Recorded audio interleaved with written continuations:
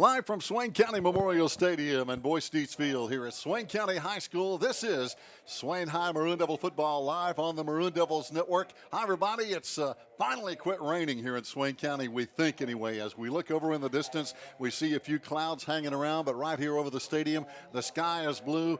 The Andrews Wildcats are here in town, and Gary Ayers along with Toby Burrell here on the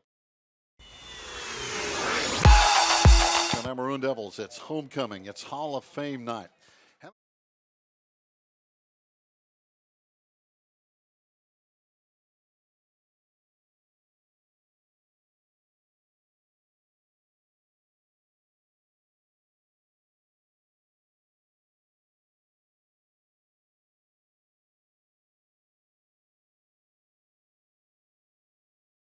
Realistically for them. And the last time these two teams met, it was a nightmare for our Maroon Devils. Oh, it really was. And you were talking about polls. If you look at various polls, the Carolina Preps have Andrews number 5.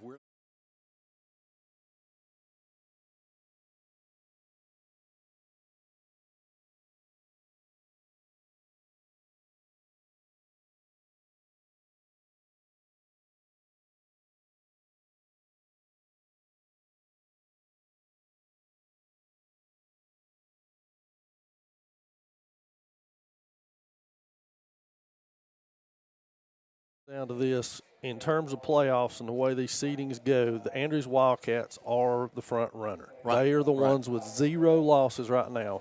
Yes. Everybody else, Robbinsville, Murphy, and us all have losses on the ledger side. So when it comes into that seeding process, we will not be.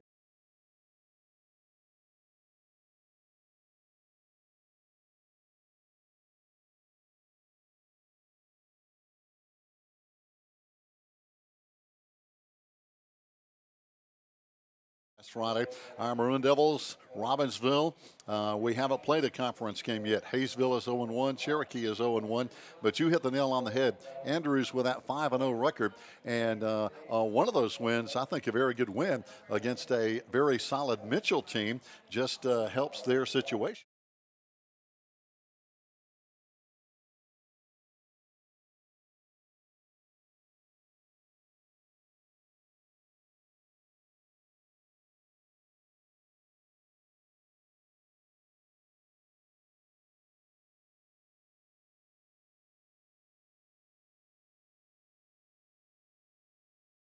Phillips over there has notched several big wins in this year.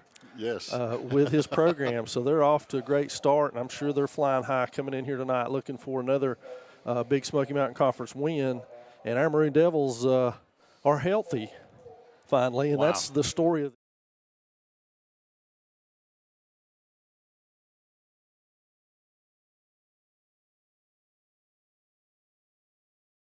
How much practice did we get in this week? I think that's a big question because, number one, we were off for 2 weeks and didn't play. And you as a coach, and we're going to be talking to Cody White later on the game, I think you both can identify with the fact that when you don't have games, you can practice, sure, but we're not even practicing with a full team. Right. But when you don't play games, I think it hurts your timing. It does, and it's like starting the season all over again for the Maroon Devils. So they're going to have to figure some things out on the fly as this Wildcat team has played all their games. They've been relatively healthy thus far. No COVID problems for them. Knock on wood. We hope they don't have any. Yes. But that puts them also in the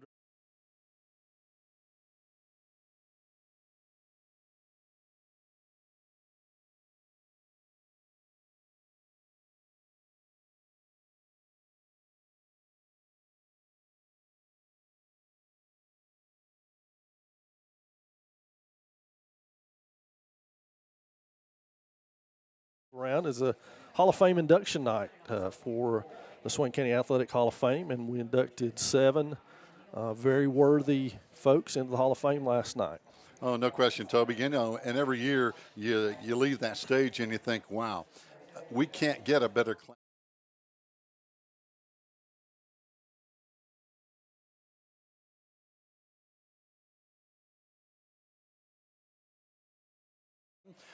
Then we're talking about Sonia Cook Blankenship. We're talking about Katie Kime, talking about Tony Plemons, Mike Treadway, Lauren Manley, Trey Burns, all outstanding athletes in their own right and in their own sports. And many of these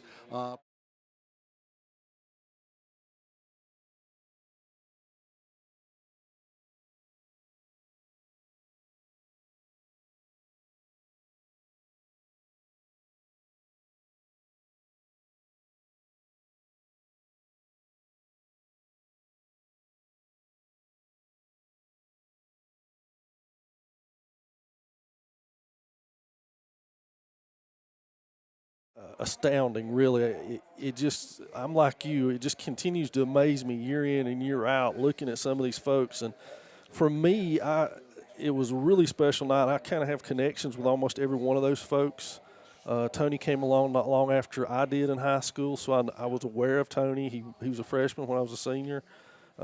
You could see then how good he was going to be, that young. And then, of course, 87 was the year I came back to Swain and started teaching, and Mike Treadway was a senior that year. And then in 2002 with Trey and Katie played for us on our softball team, and I had her in class and had Trey in class. And then, of course, you move on to Lauren, and she did some of her best work for us on the softball field. And just a fantastic young lady. It was a pleasure. And many times coaching. Yeah, just a pleasure coaching her and Katie both over the years. And most people are not actually going to believe this, but Sonia Blankenship and I have known each other for a long, long, long time. I actually taught and coached her before she graduated and went.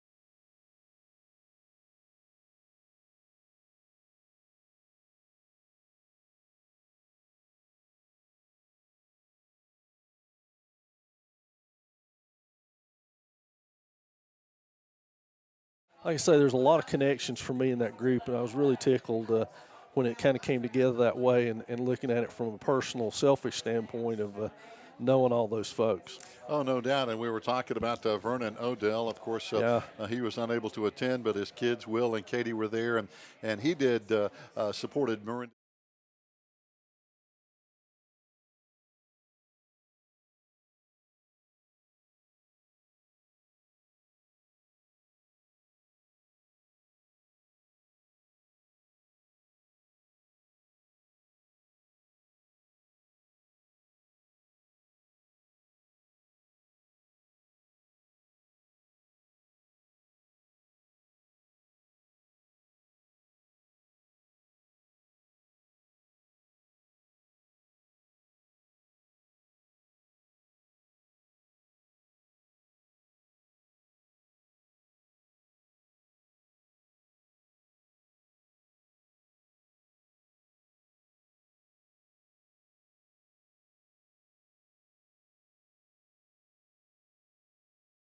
That award, to be honest with you. Oh, I'm sure. It would be hard to give by today's standards because, of course, we don't have DVDs and Blu-rays and things of that nature as much as we once did. But, that award is something that we miss, being able to tap into that. And we wish the very best to the Odell family. Another person we missed last night because she is in England at a friend's wedding was Katie Kime, and she sent, of course, a nice video and expressed her appreciation. And we just found.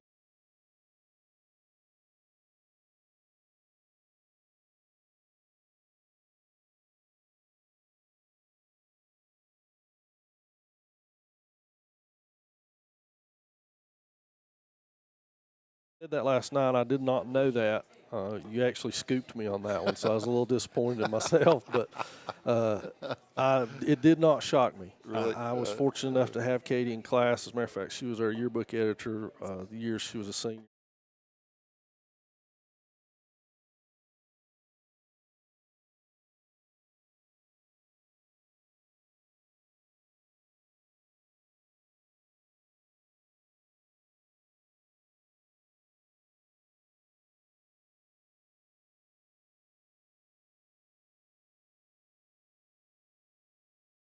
For example, Katie was the only female athlete ever selected to the East-West All-Star game in Greensboro. That's a pretty prestigious game. It is. You go down there every year with a coaching clinic, and I've been to several of them over the years, probably 25 to 30.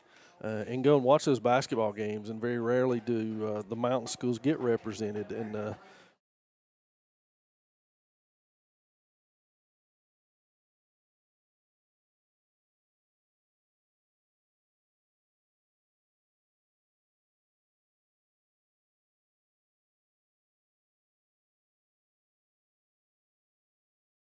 and it just tells you what kind of basketball player she was. Her stats never jump off the stat sheet at you, but she did everything she needed to do to help her team succeed, and that says volumes about her again.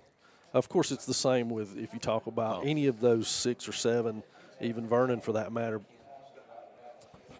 And right now, let's take a break as we'll turn it over to Bob Thomas and our Swain High Maroon Devil Marching Band and our national anthem. That's early, isn't it?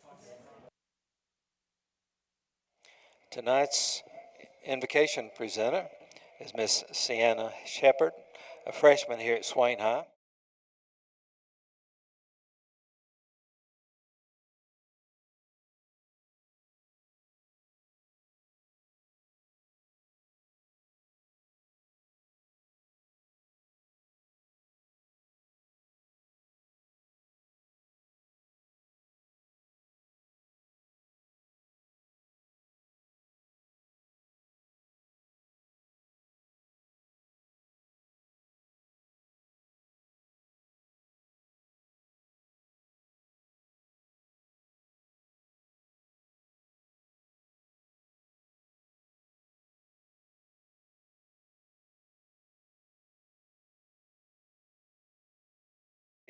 This evening by Miss Sienna Shepard. Let us pray. Dear Heavenly Father, we thank you for this day, for these 2 teams, and we humbly ask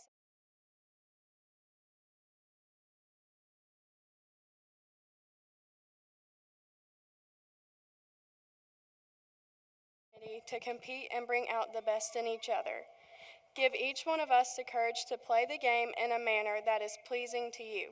We pray for the safety of the athletes and spectators during the game and as we travel home. We ask these things in your precious holy name. Amen.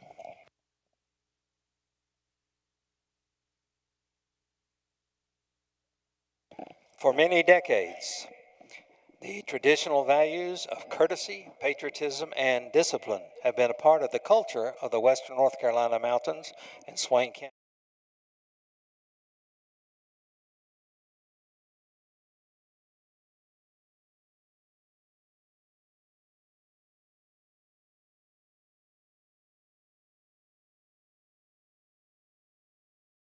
To remove their hats and to stand at attention in true reverence, and that all talking and other distractions cease while the Swain County High School Marching Band plays our national anthem.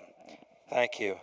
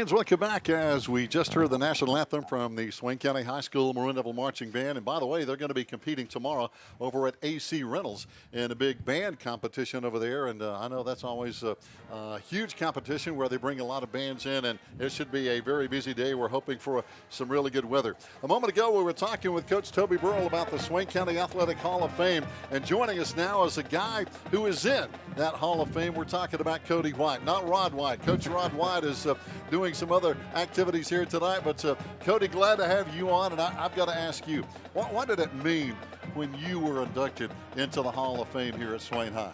It's a really good feeling. I mean, it shows the community support. It shows that the Hall of Fame board take appreciation in what you've done so long ago. You know, these athletes pour their heart, soul, body, and everything into this, and so it's a good acknowledgement. I'm glad that we have something like that we can continue to pay respects to the athletes that do give everything that they've got for Swain County High School. And you know, that's a special thing. I know it's got to be for you and your dad, both in the Hall of Fame, and people like Jeff Marr and his dad, Coach Bob Marr in the Hall of Fame. There are a few, but not many. So that's a special situation in and among itself. It is to have Dad in there, and what's even more special than that is also not having your dad, but also having your team, the teams that you played with in there, and the guys that you shared the blood, sweat, and tears with, also be members of the Hall of Fame is a really good thing and really important, and it's good. It's good to have that. It really is. Of course, you played on a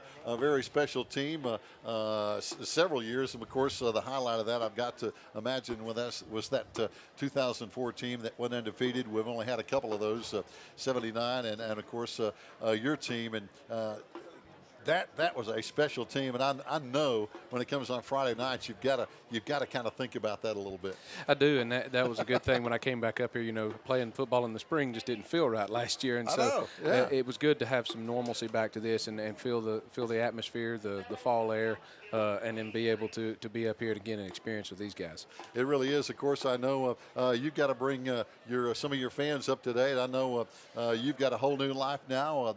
You got married, and you've got a new family member there to take care of. So your life has evolved in a lot of ways. A lot of ways. We are very, very fortunate to be able to go off, get to school, and my wife and I, and then be able to come back and continue to work and provide and be a part of this community that we grew up in. We are very, very fortunate, and we look, God willing, we'll be here for the rest of our lives and live that out. And I hope that my daughter gets to experience a lot of the same joys that I did here being a Maroon Devil. Oh, no doubt about it. It's a special place. And, it's we heard Tony Plemons talk about that a little bit. Of course, he's been over at Franklin High School. I think he said 25, 26, 27 years, whatever it was, a long time.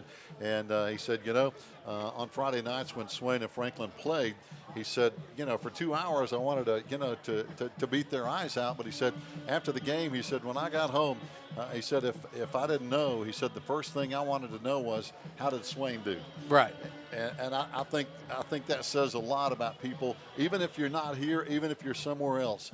That never goes away. If you've ever been a part of a Maroon Devil program, and it doesn't matter what it is, that will always be with you. You will always have that with you, the pride, the work, everything that you put into it, especially at those very important developmental years in your life.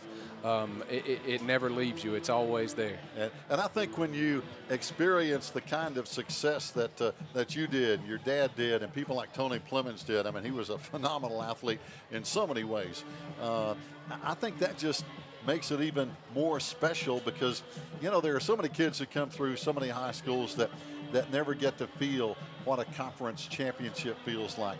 They never get to go to the playoffs. So I think that you guys and the girls too who were inducted, to have that success takes it to an even different place. It is, and especially when you begin your athletic career in the little leagues and in the termites, mites, and midgets in football and the rec leagues, which are so very important because that allows kids to become part of the program. And that's what's very important about Swain County High School athletics, or just Swain County athletics, is to build a program. And we're not designed necessarily just to have athletes. These are also designed to build young adults.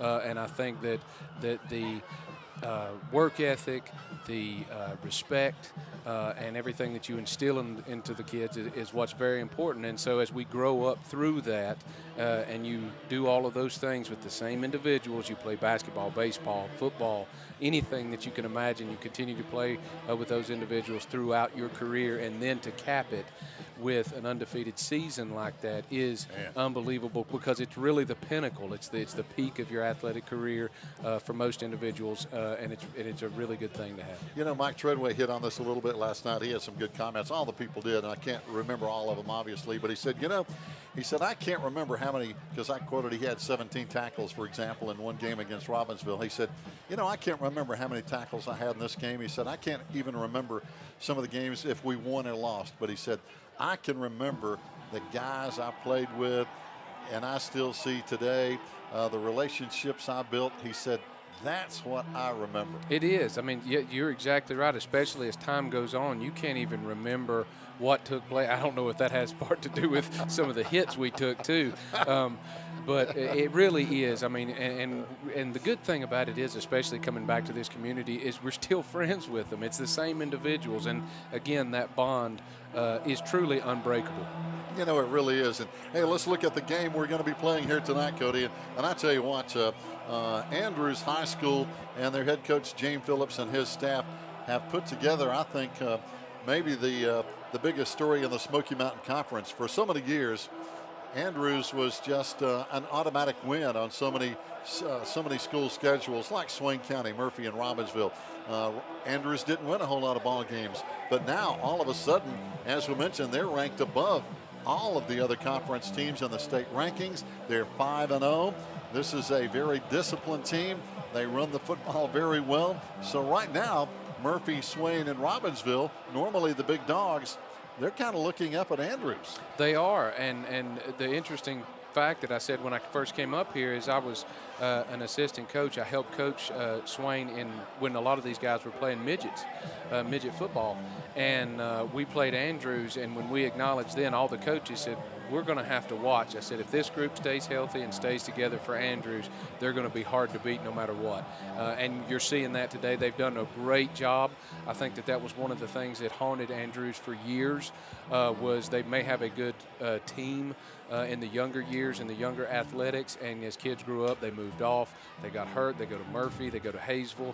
They do different things like that, but what they've been able to do is keep a core group of young athletes that are determined. They've bought into the program, and you can see that success and all of that hard work play out on the field. Yeah, and a lot of that, got to give some credit to James Phillips. Of course, he I think he grew up in Andrews. He came over here and coached for a long time at Swain County High School, and was a really, really good person. Still is, obviously. But I think he has tried to instill in these kids, I think, what he always had, and that's the work ethic and the drive, and then some of the techniques that go with playing football. And you're seeing some of that success. That I know they took their lumps there for a few years when he first went over to Andrews, but some of that is now starting to pay off. It is, and that is the hardest thing, is to get the buy-in, and that everybody can come out here. You can put a group of athletes on a football field, and you can throw a football and let them run around, but you will not be successful and see the kind of success that Andrews is having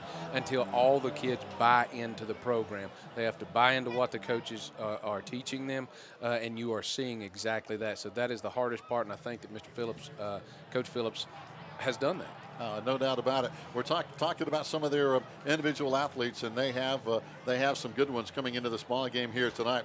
Of course, their quarterback is a guy we're going to have to be dealing with all night long, and that's a fellow by the name of Donovan Bateman. He's 6'2", 165 pounds, a junior, very lean kid, probably 8% body fat, but he runs a good show, and he's the guy that really gets it done. He's ran it 32 times, 131 yards, and 4 touchdowns. They don't pass a lot. He's hit 13 of 30 passes, 252 yards, 3 touchdowns, only 1 interception in 5 games for about 50 yards a game. So they're primarily a running team. Now, you played running back, and you helped tackle those guys when you were on defense as well. If we're going to stop the Andrews running game, what do we really have to focus on here tonight, Cody?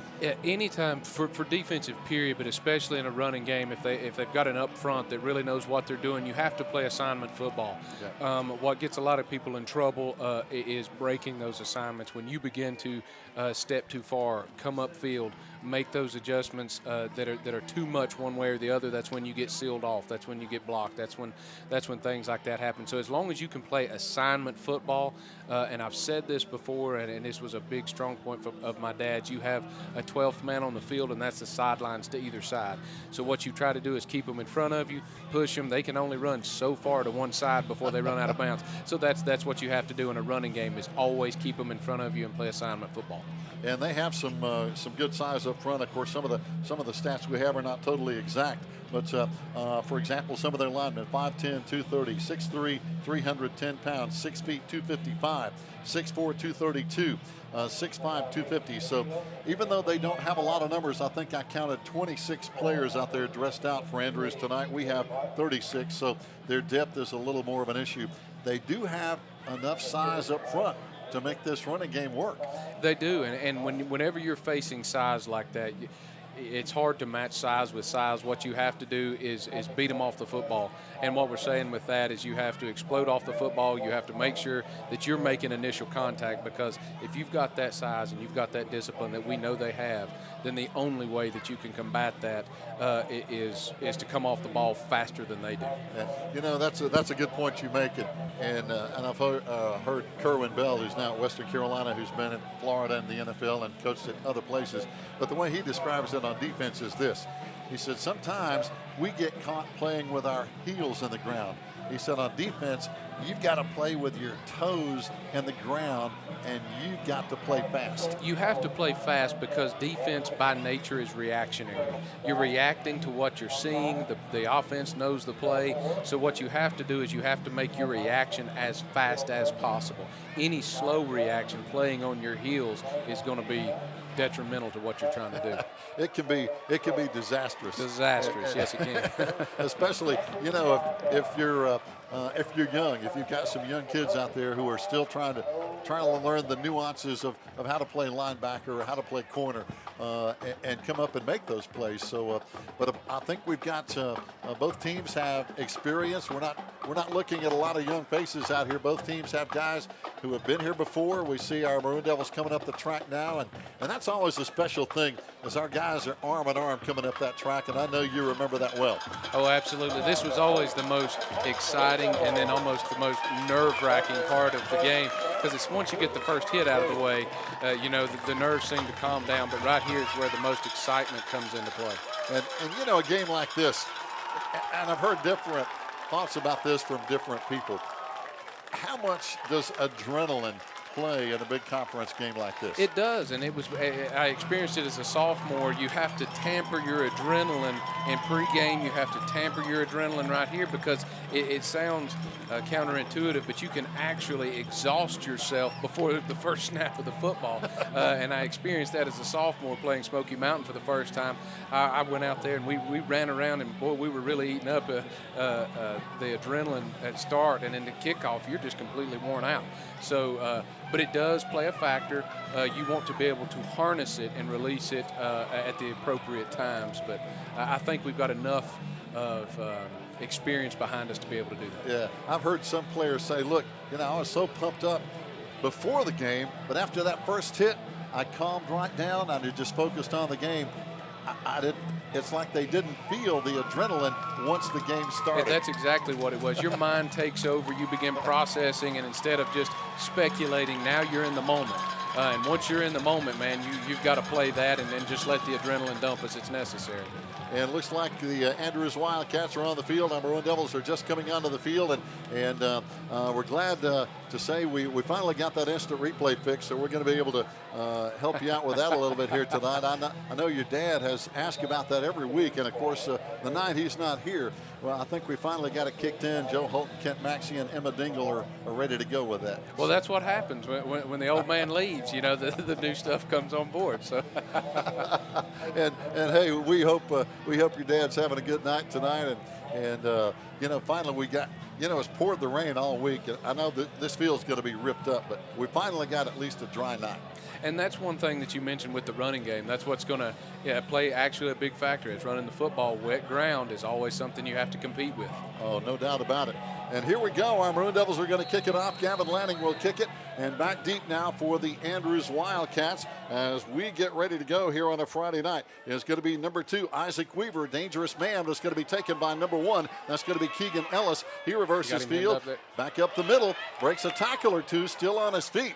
And, man, I tell you, Cody, he didn't want to go down, but finally getting down there to make the tackle, we finally got him wrapped up. And that's where assignment football, we almost overran it there and closed too fast, but we were able to catch up to him, thank goodness. But that's where assignment football comes in handy. Hey, you got to stay, and on kickoffs it's so important. You got to stay in your lane, don't you? You have to stay in your lane. The minute you get out of it, you open up a gap, and they don't even have to block you. Here we go, Andrews now. As we mentioned, they're a running football team averaging 357 yards a game on the ground, only 50 through the air. Let's see if that's what they stay with here tonight. And they stay on the ground on the first play as they run it out across the 25-yard line for a nice gain. Wow, they're going to spot this at about the 26, 6-yard gain on first down. And I see if you agree. Seems like if you're going to be a running team, you've got to have a good first and second down. You don't want to be in third and long. Yeah, you have to have that if you're going to be a running team. And what Andrews is probably going to try to do here is they're testing it out. They know the ground's wet, so a lot of their runs early are going to be straight up the middle. They're going to keep it as focused between the tackles as they can. And they've got those 2 backs right behind the quarterback as they run to the left side. This time it's going to be Isaac Weaver, who's had a good season of his own. 65 carries, 502 yards. Back there with him, Austin Martin, 104 carries, 772 yards. So, Cody, between them, they've got almost 1,300 yards, which is a pretty good season. Yeah, it's a very good season, and that's what they're going to try to do. They're going to continue to pound the ball forward, I imagine, right now, and that's exactly what they're doing. They're testing. Early on in a game, that's exactly what you do. You just kind of poke and prod and see what's going to be your strengths, because they're come out in the same set 3 different times. Here they go. Maroon Devils now with a 4-man front, and they hand off, and this comes right up the A-gap again out to the 34-yard line for a 3-yard gain. And so much of that, as you mentioned, our defense is trying to see what this offense is doing. And it's actually very interesting. What you'll see is even though they're running it out of a twin set to the wide side of the field, they're running our old plays. As I've watched Coach Phillips call right then, a veer to the wide side, a veer to the weak side, and then ran what we used to call 42 blast. So he's running our offense. Now they're going to put the twins into the boundary here, and they've got a real wide split up top, so that's something they'll have to watch at. Here comes the handoff again. A little counter, and it runs out across the 35-yard line for a gain of 2. It's going to bring up 3rd down and about 4.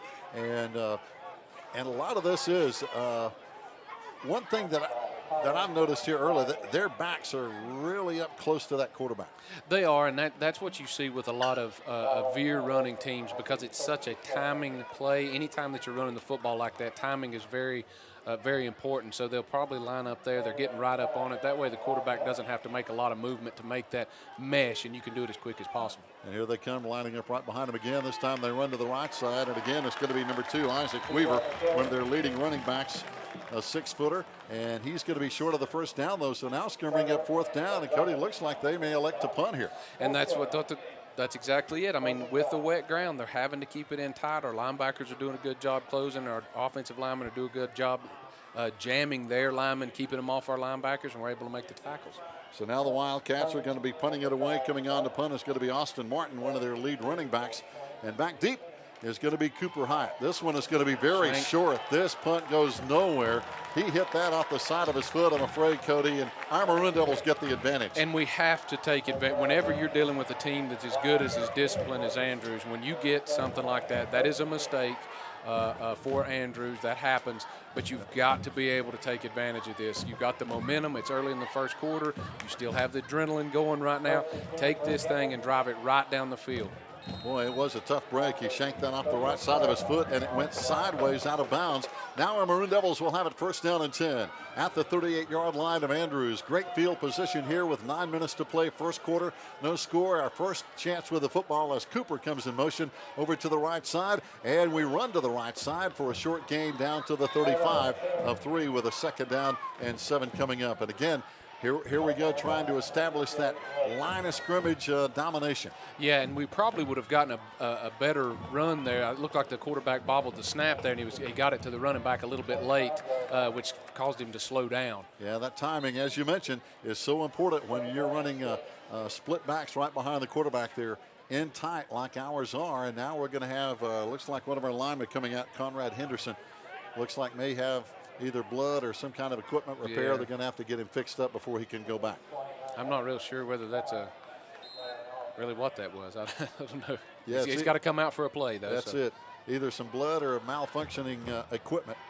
They'll get him back in here. Oh, Andrews jumping offside on that play. Offsides. That's really good. That might have been designed. I don't know if they were going on to, if that was just a hard count to try to move the ball up a little bit and get us in better position, like you said, to run the football in a second and short here. So now it's going to bring up second down. We only need a couple, about 2 yards from the 30-yard line, already down the field with 8:39 to go in the first quarter under partly cloudy skies. And not the crowd we anticipated. It is homecoming. It's Hall of Fame night. A lot of people, though, Cody, are still leery of the weather and still leery of COVID. They are, and that's going to keep your crowds down. And hopefully they're watching on the Maroon Devils Network. Here comes the toss out to the Taylor pitch. around the left side.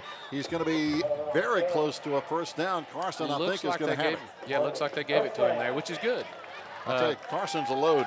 He is. I tell you, I've been very impressed watching Carson, not only as a running back, but as a linebacker. You can tell that from last year to this year, he's really begun to understand the game. You can watch a young athlete as they begin. You can almost see in the way that they play that they actually slow down.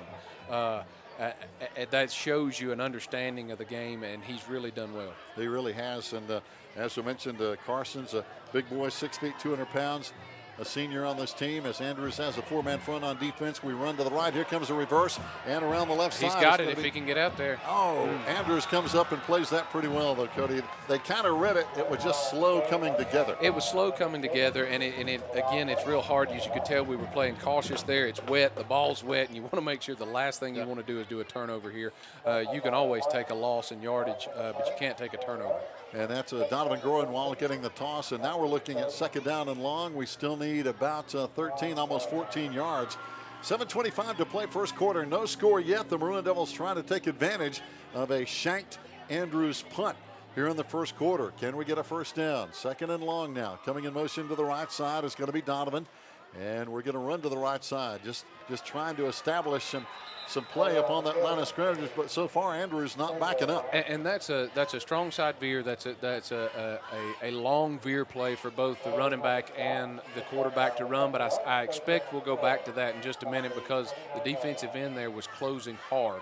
The minute the ball was snapped, he was closing. So I expect us to go back to that in a minute and watch Donovan keep it. Yep. That option can really cause the defense headaches. It can. It can. It's going to cause them to start questioning themselves if we can get a good option run on it. Gabe in the shotgun this time on 3rd down and 12. Here comes pressure. He steps up. He's in trouble trying to get away from pressure. Throws it down the middle. Great throw. He's got it open. Got a first down the left side, down inside the 15-yard line. Outstanding work by Donovan Groenwald. And Donovan's that kind of athlete that can make things happen. And that's what we've seen from a little bit that he played last year, even from the first of this season. That initial scramble, he would have panicked. Right there, you saw a scramble, a panic. He got back to composure. No one ran upfield, and he was able to complete the pass. So, again, that was Donovan Groenwald from Gabe Lillard. He got himself open when Gabe was in trouble in the backfield, and that's what quarterbacks are looking for. And this time, there he is. It's going to be Gabe carrying it to the right side, and he's down inside the 4. You hit on it when that defensive end jumped up. And I imagine that's going to be a very successful play because what it is actually a very well-taught defensive end. Is when we block down, that defensive end is told to crash. What they're going to look at now is trying to correct the linebackers because somebody has to take the quarterback. But we're going to do that, and we're going to force them to make that decision. And eventually, if they try to make the correction with the defensive end, that's when we'll start handing the football off again. Here we go. Now a second down. We need 5. Line of scrimmage at the 5-yard line. Second and goal. Split backs right behind Gabe. Ooh, we had a little movement up front, but nobody jumped. No penalty flag yet. Andrews started, but they didn't come. And it's going to be handoff to the left side again, and this is going to be close. Well, at least got the first down, it looks like, so it's going to be first. And did they give it to him? It looks like they did. I think he did. That should be first and goal. I mean, it's the nose of the ball is almost on the goal line. I was wondering where he was going to put it. I said, you spot it any closer, it's going to be a touchdown. You're going to have to give us something there. That's man. as close as you. There's a blade of grass in between the ball and the white line there. So imagine that Gabe's going to keep it here. Here we go. This Yeah. time he went in. So good work, Good Josh job. Collins and Gabe Little for the touchdown as the Maroon Devils score first here with 5 minutes to play in the first quarter. And that's exactly what we needed to do. Capitalize on that. And Outstanding work, and again, just keeping it simple, trying to establish some dominance on that line of scrimmage. And as you know, Cody, whoever wins that line of scrimmage battle most of the time wins the game. especially with two running teams, Yeah. you can get away with it a little bit if you've got a good passing offense. But of two running teams, that's going to be necessary. And the PAT is going to be up and good as Gavin Lanning knocks it through. He's 11 of 12 on the season. And we'll go to our first timeout with 4:58 to play. And the Maroon Devils on top 7-0. We'll be right back here on the Maroon Devils Network.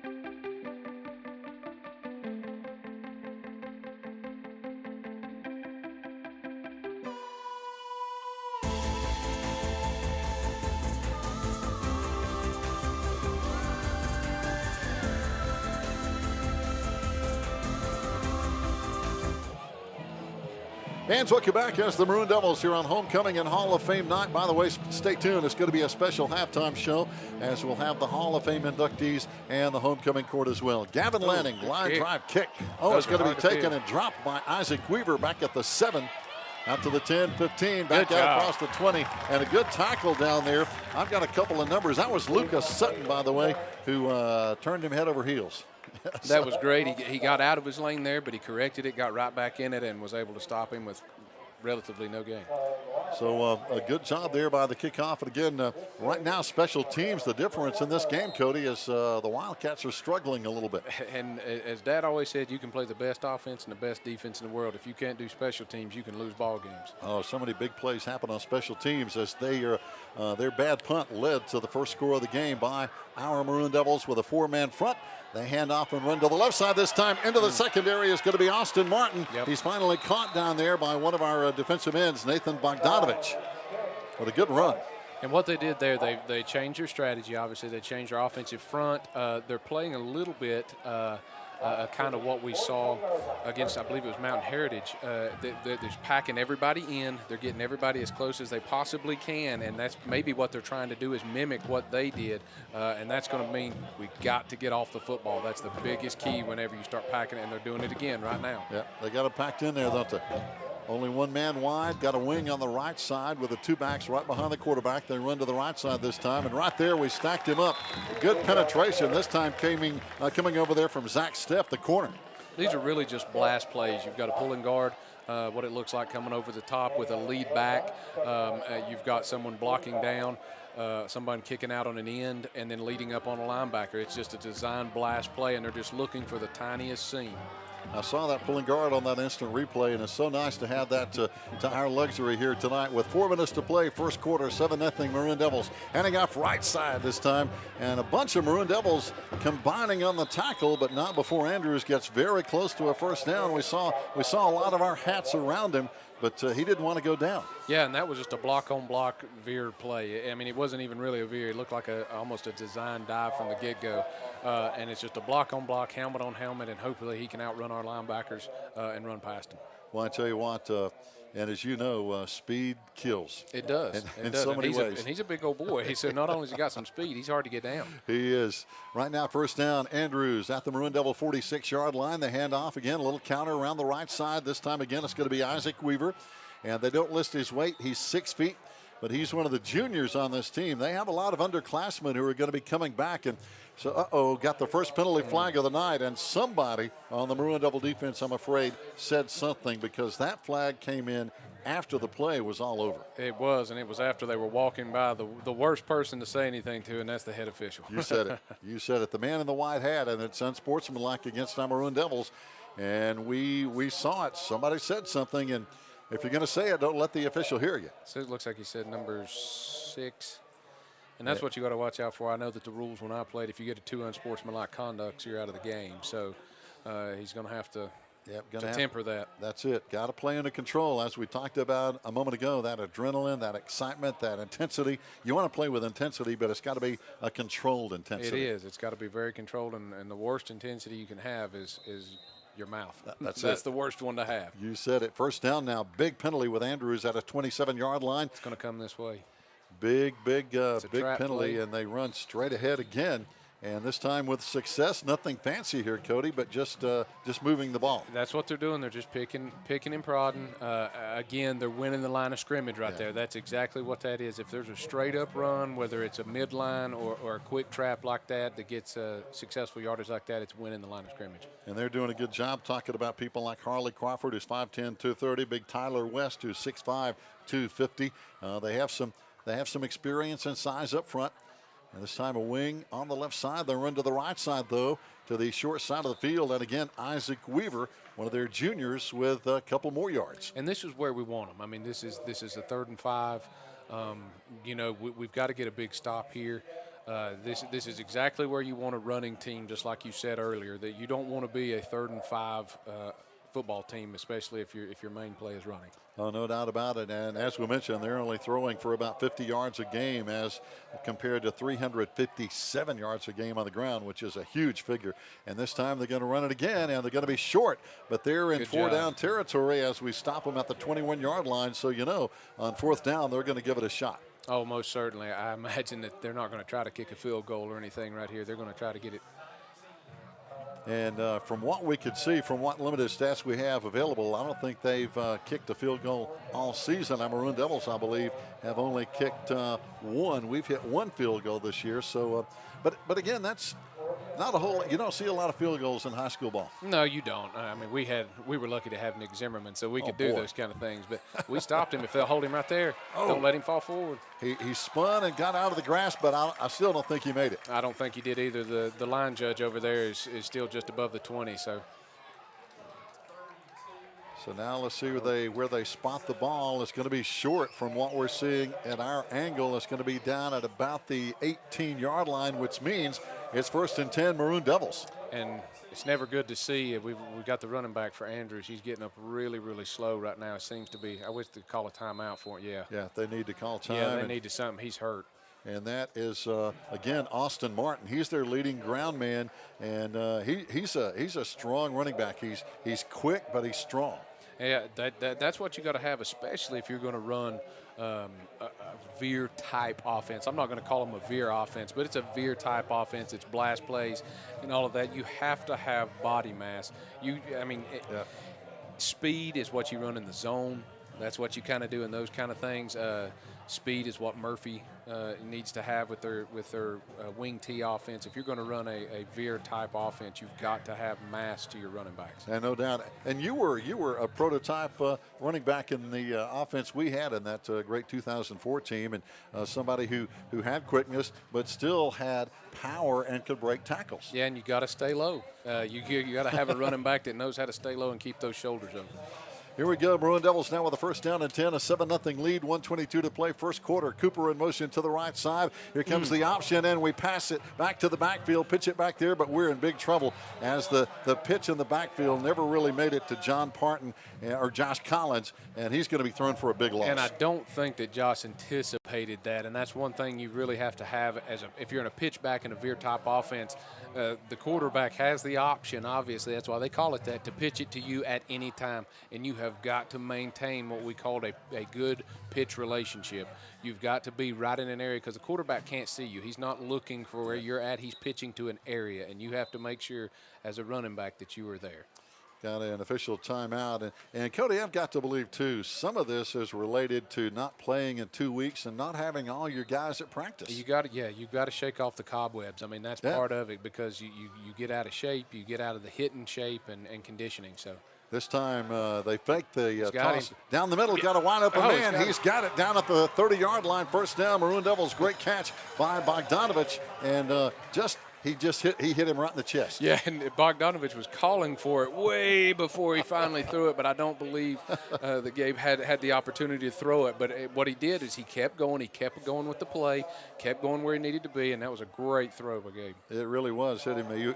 Nathan was coming right across the middle, and he hit him, like I say, just right between the numbers. First down and 10. A big first down to get out of that hole. Here comes Gabe running to the right side. He's got the option again. Got to take care of that football as he crosses the 50-yard line, and he gets a great run right down there in the secondary by Cameron Rattler. But, boy, when he holds that football out there, it scares me. Yeah, and I know what he's trying to do. He's trying to keep the defense honest, and he did a great job. Collins did a great job keeping the pitch relationship there. He's trying to keep the defense honest, but, my goodness, that makes my hands sweat. Oh, no.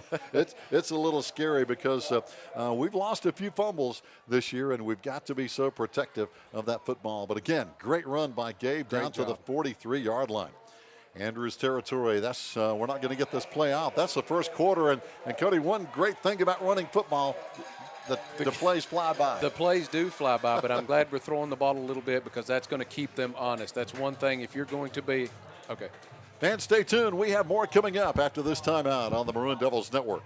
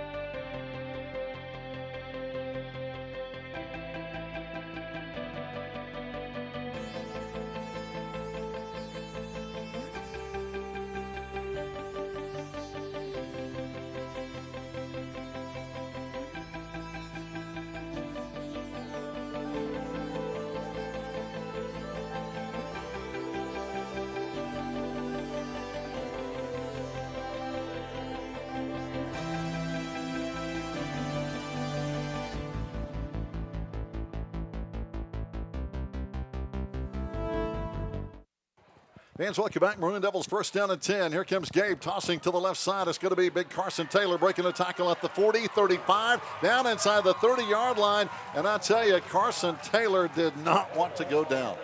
And that was a great job. If you saw that too, Carson did a great job keeping his feet. But this is the hardest thing that I've seen with the new rules that we have now that we didn't have when I played, the crack back blocks. Yeah.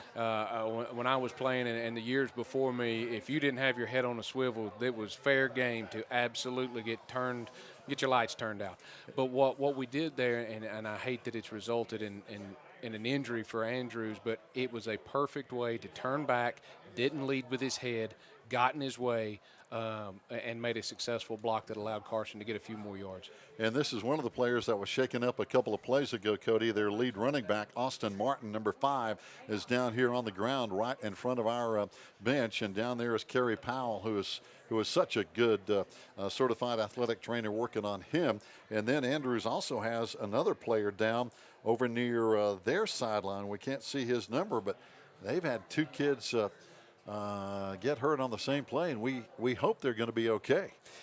Certainly so, and it looked as though it could have been something like a rib or getting the breath knocked out of him, just the way that it was. It didn't look like a leg injury or anything like that, but that's usually what happens. And I tell you what, as you know, and the other player, by the way, is going to be 15, Zach Queen. He was shaken up there, and he gets up, and they're going to help him off. And let's see if he's got some kind of a leg injury to his left leg, and we're not going to speculate on that.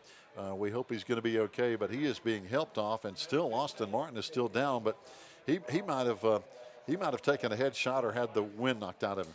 Yeah, and that's what it looked like. I mean, it took him a second to react to it, but I definitely think and I hope that he's going to be okay, but those always surprise you and shock you real bad. And as you know, they're scary because for a brief period of time, you can't breathe. No, you can't. And I'll tell you what, playing the game of football for as long as I did and as long as a lot of these folks did, there's no hit that doesn't hurt. I'll go ahead and tell you that. Yeah, they all hurt. And when you get hit right there in that solar plexus just right, your breath is going to leave your body. Yes, it's going to, and you don't have a choice on it. No, it's just physics. And by the way, Austin Martin is walking off. Kerry Powell's walking off with him. And that's good to see when a guy can walk off without any help. And we figure he'll be back here in a couple of plays. Now, we're not sure about Zach Queen, as he's a big, tall kid. Zach over there at 6'4", about a 200-pounder. And here we go. Maroon Devils back to live action now, 1st and 10 at the Andrews 29-yard line. Split backs right behind Gabe. Got twins on the right side. Andrews with a 4-man front. And here comes Carson Taylor again. A little jammed up on the handoff there, but still some good yards for Carson. And that's all you need. You know, when you're running the football, what we always say is all you need is about 3.5 yards and a cloud of dust. That's all you need every single time, and you get a first down, you eat up the clock, and you win the ball game. Well, I tell you what, in this age of spread football, especially in the collegiate and NFL level, I love those good old days. Oh, absolutely. Here comes Gabe back to throw. Has pressure, trying to get away, and he's not going to get away this time. They slam him down for a big loss back at the 36-yard line. He tried to get away, but they had good pursuit. And it looks like he's feeling pretty good if he was able to make that pursuit and get a hold of Gabe. That was number 5 that went out just a minute ago, so it looks like he's feeling a lot better than he was a couple of plays ago. He's okay, isn't he? He looks like he's good enough. And you know, sometimes, as you know, as a player too, sometimes when you get hit or you feel like you're hurt, and it almost makes you mad. It does. You it know? does. He's probably playing mad right now. So it's like, man, I want to get back out there. I got to show him I'm tough. Yeah. Oh, yeah, and that's one of the most dangerous players on the field, one that's playing mad. You better believe it. 3rd down now. Maroon Devils lost 6 on that play. We're going to need 16. 10:23 to play here in the second quarter. Maroon Devils on top 7-0. And we have, looks like a timeout on the field. Not sure why, but it's an official timeout, but the clock is still running. And now the Maroon Devils are going to call a timeout and talk things over on offense. As Cody, we're going to come back after we take this break, though. Fans, stay tuned. 7-0. Swain over Andrews. We'll be back on the Maroon Devils Network.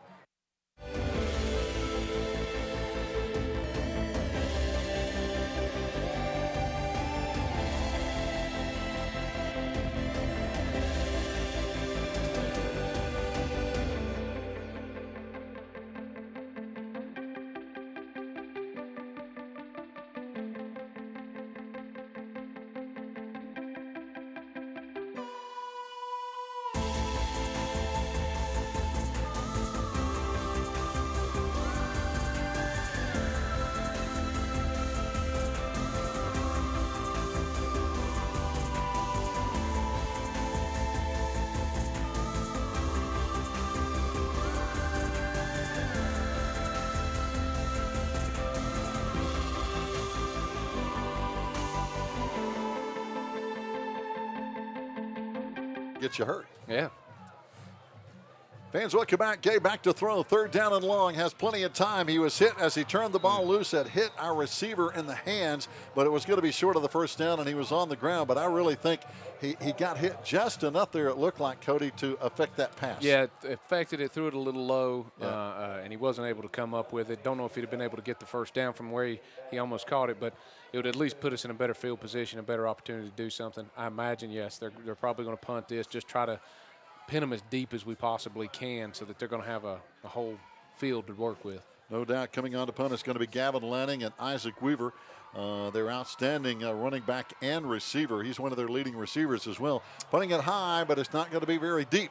It's going to hit at the 18. Get it. And getting a hand on it down there looks like is Reese Winchester on the punt team. So, and again, that's the strategy, try to pin them deep. And so far, our Maroon Devil defense has played very well. Yes, and that's what we're going to have to do. You know, defense going to win this ball game. As long as we keep Andrews on that side of the field or whatever side of the field and hold them in that area and continue to be able to melt the clock and run the football, I think we'll be fine. We want to give one guy credit. Dawson Fuller, number 20, had a big tackle earlier in the ball game. We didn't have his number, but we found out that is Dawson. So, hey, good job for Dawson Fuller, number 20. Most of our Maroon Devils are healthy, ready to play. And here comes a penalty flag, our second one to a third one tonight. Looks like it should be probably a holding play, a holding call from kind of where they're at. Even the back judge threw it. So I don't know if it's the same thing they saw or not. But I'd say you're probably right as they are pointing toward. Now they pointed toward Andrews. Now they're pointing toward Swain High. And let's see what this is going to be. Looks like we got offsetting penalties. Yeah. Look like illegal participation and holding. So basically, we're going to play it again. That was interesting because I wonder what the illegal participation was in the middle of the play. That is a very good question. Usually you get that in some type of substitution type realm. I don't know what that was. Yeah, that was unusual to say the least. And now they're going to go back to the original line of scrimmage at the 20-yard line. First down and 10, 9:54 to go. Here in the first half, it's homecoming Hall of Fame night, Andrews and Swain County. Andrews coming in 5-0. And now we have another whistle. Out. Andrews is going to talk it over. They want to be sure they're okay, good to go here, Cody. Yep. And we're going to take a break, and we'll be back. 9:54 to play, first half. Stay with us on the Maroon Devils Network. Hey Maroon Nation, my name is Erin Jenkins and I'm an alumni of Swain High and also the Maroon Devils Network. The network you're watching right now helped me chase my dreams and get my start in broadcast journalism. From weekly interviews with Coach B to hosting game day specials and even getting to sit down with some of Swain High's greatest football legends. History of the Maroon Machine.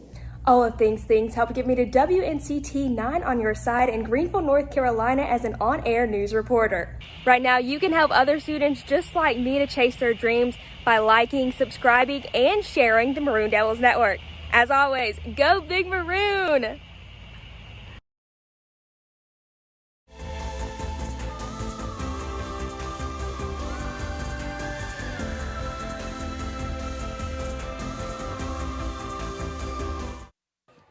Andrews back with the first down and 10 after the official timeout. And here we go. The Wildcats running to the right side. And now the penalty flags come flying again as our Maroon Devils again. Outstanding play by Zach Stepp over there on that corner. And that's a line judge from this side. I know it can't be sideline warning or anything. They're nowhere near us. So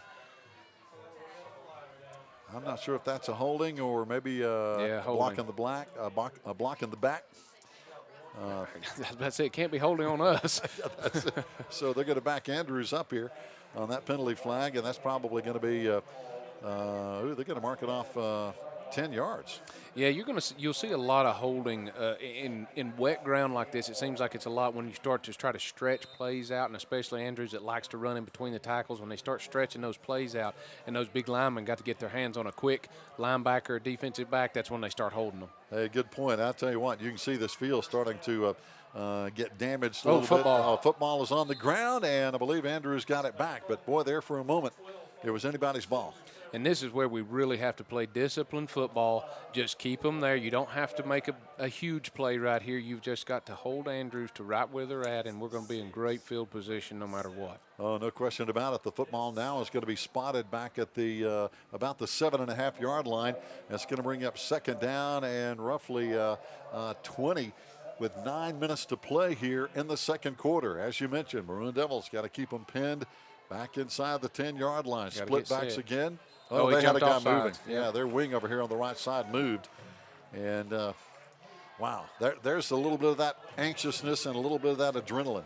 And that's the hard part because I've been in this situation where it feels like nothing's going right for you. Players are getting hurt, and then you start to slowly come unraveled.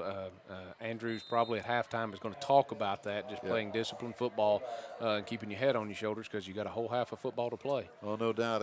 It's all about being able to retain that focus, isn't it? Yes. The minute you lose focus in any type of sport, especially in football, you can really make mistakes. But it looks like same play.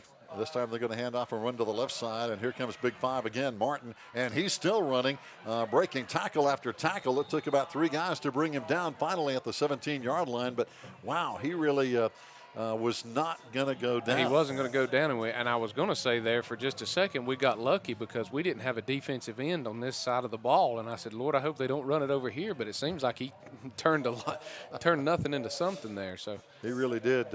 That's as your dad likes to say, and so many people do. Hey, he put his foot in the ground, and he didn't want to go down. North and south, man, you got to run up and down. That's what you got to do if you're going to be a running football team. Now here's a different set for Andrews. They're going to be in the shotgun, a back on each side of the quarterback, twins on the right side. They're going to roll to the right side, looking back, throwing it back to the left side. Did a great job just hold him in front of you. Wow, that was a good job defensively, because it looks like we read it well, and it looks like we may have a cramp over there. One of our guys got knocked down and is slow getting up. Maybe a little cramp over there for one of our guys, but we hope he's okay as he's trying to walk it off. Let's see, 57. Yeah, we don't have a 57. Oh, wait. No, wait. Lucas Sutton. Lucas Sutton, yeah. Lucas Sutton. I tell you what, Lucas has been great. I watched him play a couple of weeks ago, and he can read those screens, man. I'm telling you, he's great at that. That was a great play. Here comes the punt from Andrews, and it's going to be getting a Wildcat roll. It's touched right on the 50-yard line, right there at that big Swain Devil logo in the middle of the field that those guys do a good job painting. And I'm sure that grass was wet when they were trying to paint that on there. Oh, yeah, and it's going to come off and be on everybody that walks around on it out there. No question about it. Friends, don't forget now, coming up at halftime, you're going to be hearing Bob Thomas. We're going to have an extended halftime. It's going to be 25 minutes. The Hall of Fame inductees are going to be introduced, and the homecoming court, all that coming up at halftime. Bob's going to be a busy guy. Twins on the right side. As the Maroon Devils line them up here, flipping to the right side, Bogdanovich tied in, and here comes Gabe with that option. Oh, he pitches it back. This time Josh pulls it down, but again, penalty flag, and again, the timing off a little bit. The timing was off a little bit, but Andrews played that really well. They played the dive, they played to the quarterback, and then played to the pitch. That's exactly how you defend it. And you're just hoping as a Veer offense that they make a mistake at one of those points, because that's all you need in order to do it. But it looks like we're going to have insult to injury. Yeah, going to have a block in the back, and you're right. They just strung that play out all the way down the line and didn't let us have anything. They're deciding right now on whether or not they want to accept the penalty or not. So the play was blown dead at the 46-yard line. That would give us about a 4-yard loss. Let's see what they decide to do. And they're looking over to the Andrews sideline. And now it looks like they're going to decline it. Now they're going to mark it off. Oh, okay. After all that. After we move the ball around 5 or 6 times, they're going to mark it off. Holy cow, this one hurts all the way back at the 36. So, yeah, that one stings. It does. Still first down, though, so we've got to try to make up some ground here. So now the Maroon Devils went back in there with Gabe. He goes out. Ooh. Gabe's going to try to run, but he runs into 2 guys in red and white uniforms, and there's another flag down, Cody. So all of a sudden, the first quarter almost penalty-free, and now they're flying everywhere. I'm trying to figure out. Well, maybe not. There's maybe that's not a flag down there at the 44-yard line. Oh, it looks like a piece of tape. Maybe that's just some debris down there and no flag. That's probably good for us. Yeah, that was a design draw play, but those ends collapsed really quick on Gabe, and it doesn't look like he was able to get up where he wanted to be at the second level. Yeah, he tried to step up, and they were right there. Here comes a little wide receiver shot out here in a hurry out to the 39-yard line for a short gain. Good job again this time by Donovan Groenwald. And another versatile athlete. He and Bogdanovich and Cooper High. We've got some good skill people out there. That's always good to have because that keeps everybody honest. Of course, this isn't the best playing surface to be able to test your ability to throw the ball, but we certainly do. We have athletes out there that can catch the ball, that can run, and that's definitely going to keep Andrews honest. And we have all three of those guys out wide this time. Gabe is dropping straight back, fires, good pass, got his man right in the hands over there, but Donovan just couldn't hang on to it as he tried to turn his body at the 48-yard line, and sometimes that's a tough throw to catch. It is. You're running wide open. You're running across the field, and it is. It's right where it needs to be because the only person that could have caught that ball was Donovan. Yeah, it was a good pass from Gabe. And again, we're talking about a wet field, a wet football, and uncertain footing out there as well. But you gotta hang on. 5.5 minutes to play now. 7-0 Maroon Devils. We're gonna have to punt it away as Gavin is in to punt, and I'm guessing it is going to be number 2, Isaac Reaver, their return man, a junior. A lot of their skilled people are going to be back next year on this 5-0 Andrews Wildcat team, coached by James Phillips and Matthew Manley, one of his assistants over there. Another old Maroon Devil, not old, but former Maroon Devil. Gavin, high hang time, not real deep. And let's see if we get some roll. We're going to get a little bit. Get a little bit of roll on that. There was an interesting thing out of that formation that we just saw, and I wonder if they'll go back to it. We had one-on-one down here at the bottom, and it was a huge mismatch. So maybe we'll go back to that in a minute. Oh, that could turn out big. It could. That could turn out big. And one thing I always like, your dad says, hey, on those punts, he said they average a 13-yard roll. And if you're back there as a return man, you better catch it, because if it gets by you, it's going to roll. Oh, it's going to roll every time.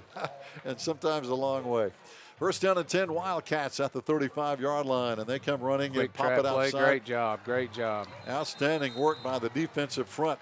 One of the front guys again, Zach Stepp. He's playing an outstanding job at that corner, coming up and making contact. And you've got to have that on a running. Everyone has to participate in that. You got to have your cornerbacks in there, your free safeties. You don't want anybody to get caught up in the running game too much that they burn you with a pass later. But if you're going to be successful, you've got to be able to play, and everybody's got to be able to contribute. Also, Ben Payne, big number 64, a junior over there at 5'10", 230 on that defensive end. He's doing a good job. Now lining up over here is going to be Nathan Bogdanovich. He helped on that play, so guys are really playing their roles here tonight. Second down and 9. Pitch. Here comes the right side again, and this time they're into the secondary, and it's going to take more than one Maroon Devil to bring this kid down, and he runs with a lot of authority. This time it's going to be number 2, Isaac Weaver, but both their running backs are physical. And we did a good job there. He's certainly physical. We did a good job there. We had him stood up. We didn't run too far up. He was just able to squeeze through a hole there that they had made and get the first down. But we did a great job of defending that and keeping him hemmed up into one area. We just got to be able to follow up with the backside guys. That's it. Or as coaches sometimes like to say, we got to get them on the ground. Got to get them on the ground. First down and 10. This time got a wing and 2 backs for Andrews. We start to jump. We stay. No flag. The handoff. It's going to be Martin. He runs to the left side for about 3 very tough yards to the 49-yard line. And again, we're getting a lot of bodies around the football, which is good defensively. That's what you've got to have. And what I'm noticing with some of the Andrews running backs is they're running to a certain area and they're bowing up and they're just expecting to get hit. So it's they're not looking for any holes. They're not scanning when they're running. They're going to an area and they're trying to get up and down. A lot of guys, Conrad Henderson doing a good job in their big Ben Payne, Ashton Ball. So many guys are stepping up and getting their hat in on the tackle. Second down now. They're into the right side. This time again, it's going to be number 2, Isaac Weaver, knocked down at the 47-yard line. Third down coming up, and they're going to need 3. So going to be an interesting play here, Cody, because, hey, this is what running games look for.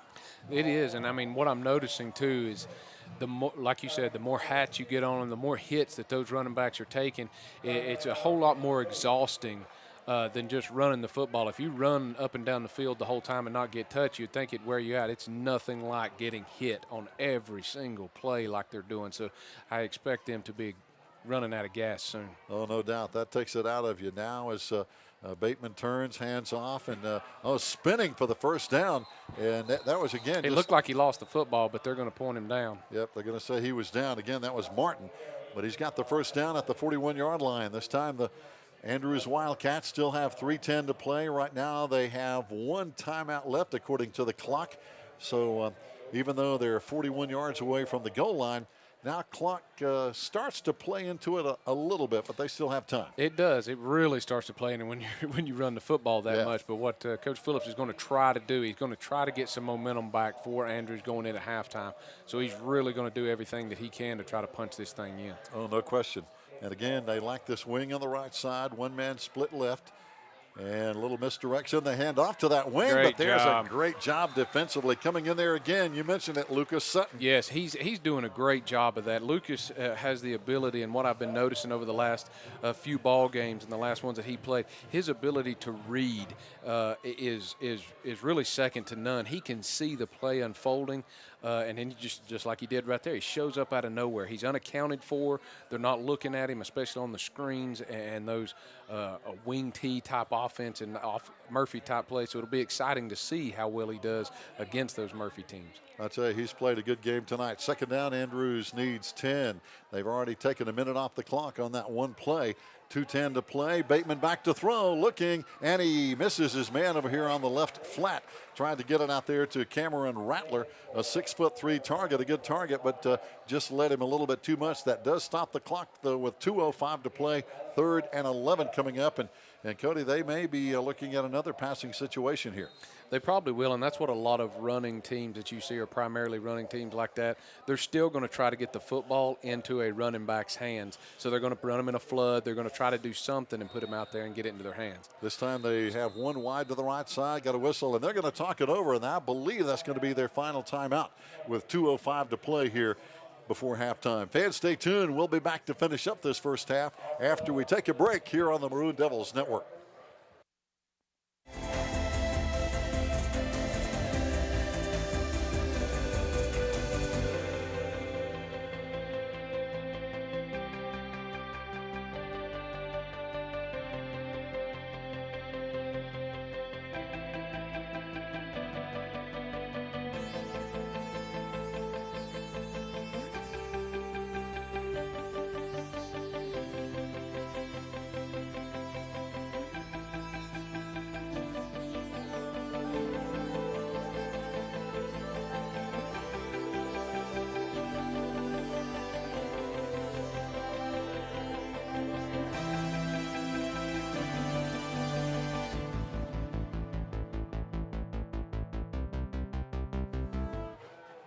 Third down, 11. Andrews got a man in motion. They roll to the right side try to get where to the the motion running is back. going.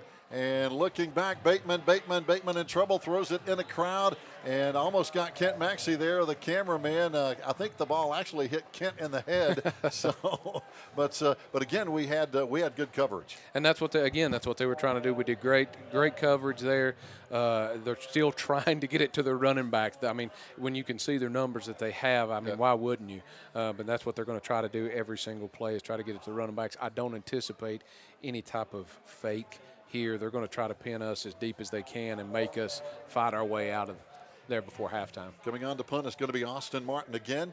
And back deep, Cooper, who has been doing a good job returning it. He kind of hesitates. Now he's looking. Now he kind of pooch punts it, kind of a line drive. Cooper may have a chance to pick it up, and he's going to let it roll. And they down it, I believe, at the 1 yard line. What a break for Andrews, and they played that pretty well.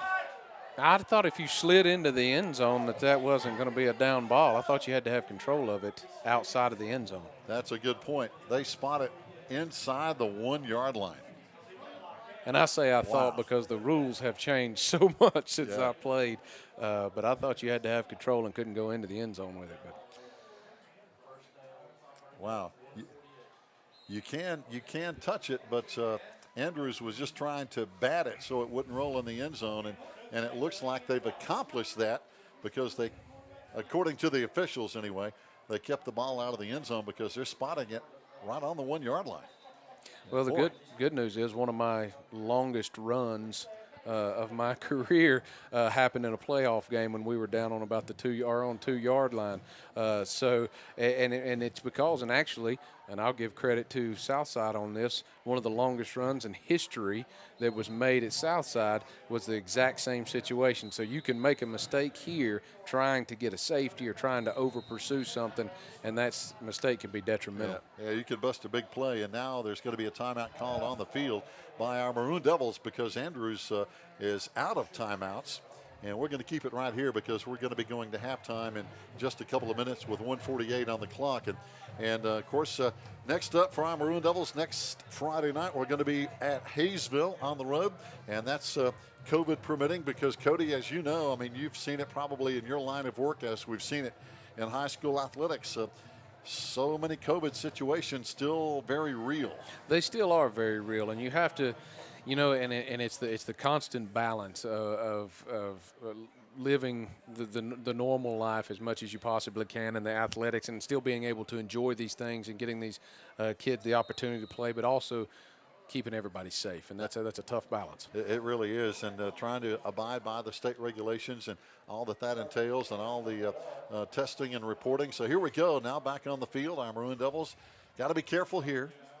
We have, looks like twins wide on the right side. We're just going to try to run it, get a little daylight, and Gabe pops it out there. There it goes. He's into the secondary. There it goes. Look out, 15. Oh, it's going to be a foot Nobody race. touch anything. Nobody touch anybody. Just let him run. That's it. Nobody's going to catch him, and there were no illegal blocks. I don't see any flags. Boy, Cody, there you go. You call that one. That's 99 yards. That's 99 yards. That is, I'm telling you, there's a lot of disastrous things happen inside your own 5-yard line. Unbelievable. You couldn't have read a crystal ball any better calling that play for 99 yards, and he did. It wasn't a fancy play, but he got into the secondary, and it was open. And that's what happens is everybody's pushing for that safety. Everybody's running, so what you get is a defense overcommitting, and they run past their assignments, and all it takes is breaking past the line of scrimmage and getting into secondary, and it's gone. And that's exactly what happened. Gavin with the point after touchdown, and it's going to be up and good. And just that fast, the Maroon Devils, with a minute 32 still to play, have a 14-0 lead. This time we'll take a timeout, and we'll be back on the Maroon Devils Network.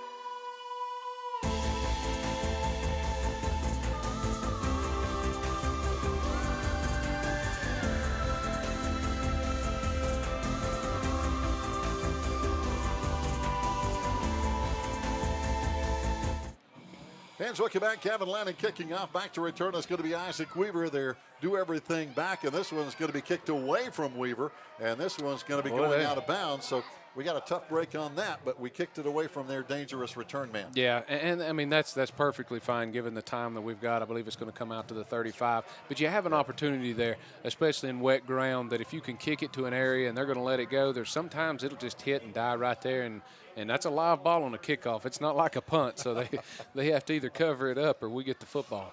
So now the Maroon Devils, who have been very strong defensively here in this first half, keeping Andrews off the scoreboard, and Andrews coming in averaging 36 points a game. Right now there's a goose egg on their side of the ledger as they have it at the 35 after the out-of-bounds kick. One man wide left, got a wing over there on that side. As they run to that side, it's going to be Martin again for a couple of yards, but we're okay with that. On a running team like Andrews has, you're okay with that because they're going to march down. You're eventually, with 2 yards every single play, going to get up in a fourth down scenario, and you want them that. You want the coaches, you want the players to commit to a fourth down every single possession. And they can't stop the clock now. Andrews has already burned all their timeouts. 1 minute, 5 seconds and counting left to play before halftime, and they're just going to run the football, and that's what they do. They're a good running team, and this is enough for the first down, but unfortunately, time is not going to be on their side at the 46-yard line. It's not, and at this point, and I'm sure Coach Blankenship's letting them know, just play disciplined football. You don't. No one needs to be a hero right now. Keep them in front of you. Make the tackle. Yeah. Doesn't matter how far up the field they get on this. Just make sure you make the tackle and get them down. They can't stop the clock, and we'll be fine. We'll go into halftime up 14-0. This time they run to the left side, and boy, getting some room on that left sideline. Down the sideline, one man to beat who knocked him out of bounds down there. Good coverage. That looks like might have been Reese Winchester or Donovan Groenwald who knocked him out of bounds, but he had the sideline on his side there, Cody, and again, that was Groenwald coming up on the tackle. Yeah, they had the sideline on that. He was able to bounce it out. Again, that was a missed assignment. You got to make sure that your outside guy, yes, we want them to contribute in the ball, but we don't want them to commit too much or they're going to bounce it outside of you just like they did. They reset the chains, and now there is a timeout by the Maroon Devils. He started to point to Andrews, but they don't have any timeouts left according to the clock. So I'm sure Coach Blankenship is talking to his defense and echoing just what you're saying, Cody. Look, keep the guys in front of you. They have time for maybe 2 more plays unless they throw it out of bounds. Right, and that's just it, is keep them in front of you, keep them inside of you, and certainly don't just play assignment football. Everyone has an assignment. Everyone has a portion of the field that belongs to them, and make sure that you're in that, you're doing what you need to do, and just don't let them get outside of you. That's it. Eric Stevenson talking to his defense right now and making sure everybody stays in their gap. They know their assignment. Play your role. Is so play your important. role. That's it. Yep, that's all it is. And if all 11 guys do their assignment, it's going to work. Here we go. Andrews with the football. 40 seconds to play here in the first half. Running it to the left side, just right up the gut, right up that A gap. And Great job. Good job by the defensive front this time. I tell you, one of those guys, old Connor Driver in there, they're doing a good job just plugging those holes. And now they spiked it to stop the clock with 28 seconds to play, which is not a bad idea. Also, Ashton Ball in there with a good play. Well, it puts them in a unique position here because you either have to get the first down or you got to get to the line of scrimmage and run 2 plays in 27 seconds, because obviously after this play you certainly can't spike the ball again, so there's no way for them to kill the clock. So they've got to get a first down right here. Again, just keep them in front of you, and if without the first down, they're going to have to get to the line and go for it. Matthew Ferguson doing a good job. Yep, they moved.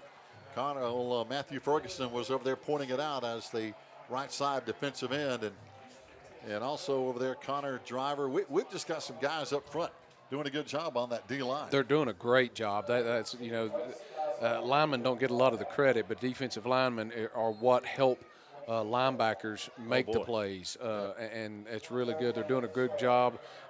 They've begun at the beginning of the game. They struggled a little bit controlling the line of scrimmage, but they have begun to control the line of scrimmage, and they're especially doing it here. Oh, no doubt. If you can keep that guard or tackle off the linebacker, you're getting it done. You're getting it done. You're helping the man to make a play. Everyone has a role to play.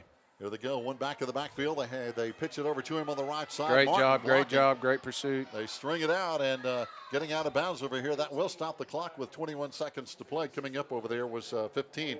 Cooper Hyatt over there. But this time they used their big back, talking about Martin as a blocking back for Isaac Weaver.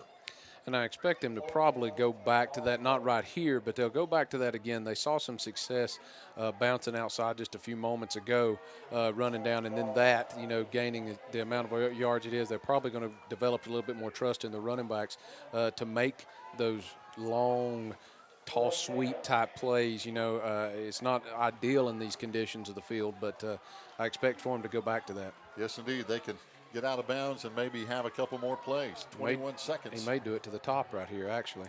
Got 3 wide receivers this time, but they hand off to the right side. It's going to be Martin, lowers his head, and coming up and meeting over there again is going to be Zach Stepp. That's close. It is enough for a first down. It does stop the clock at 15 seconds. Andrews trying to punch it in before halftime, which would be a huge momentum builder. Spike it. Yeah, they're going to spike it here. And that'll leave about 13 seconds or so on the clock. And time for 1, maybe 2 plays, depending on what they do here. And they're 16 yards away now. No, they're going to spot it up at the 13-yard line. 13 yards away from the end zone here, Cody. So now it becomes a chess match. What do you do? It does. What I would probably try to do if I was Andrews is maybe run some type of toss sweep or something that this sideline into the boundary, get as many yards as you can, and have your running back get out of bounds. That's it. He's probably going to hand it to the. Now the Maroon Devils want another timeout on defense. I'm not sure we have the right guy on the right spot over here on the right side. Yeah, you certainly want to make sure your defensive calls, a lot of people underestimate the defensive call. Yeah. It's not just like it used to be a base defense and then move things here and there. You want to have your defense.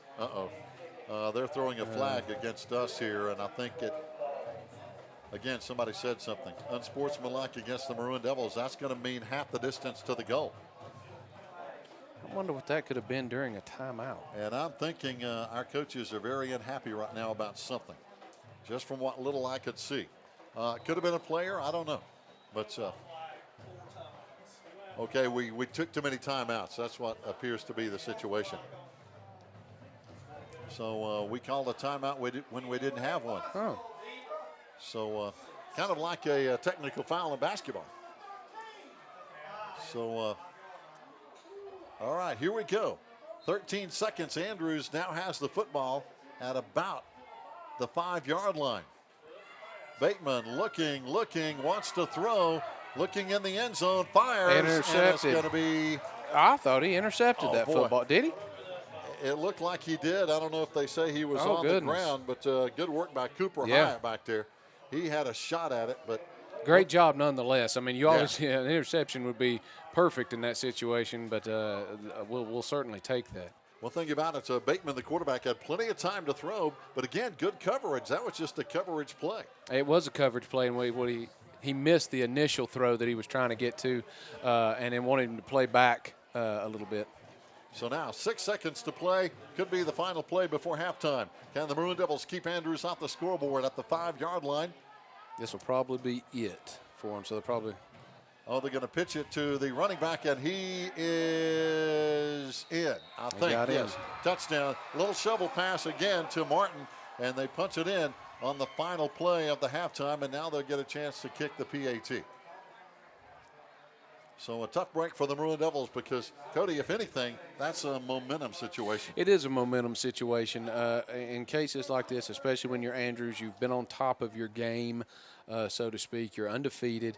You're facing adversity, and you're wondering, can I actually beat this team? Right. It starts coming into your mind, and now what they're going to do is go into halftime and say, wait a minute, we can do this. We just got to get our game together. So that's exactly what Coach Phillips needs going in at halftime, is that confidence in his players.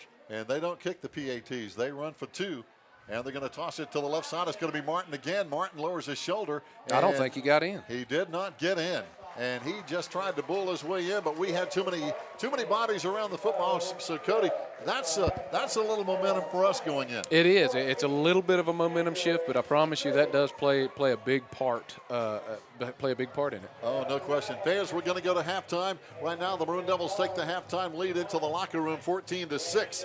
Now we're going to take a break, and then we'll come back. Bob Thomas is going to bring you all the Hall of Fame and the homecoming, all in a 25-minute expanded halftime extravaganza. So keep it right here on the Maroon Devils Network.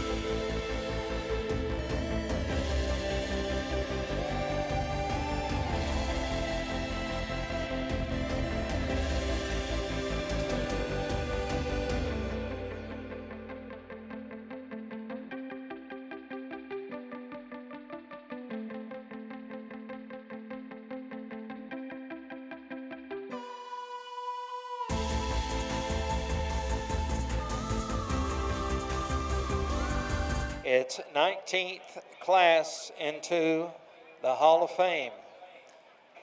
This prestigious group is now meeting at the 50-yard line.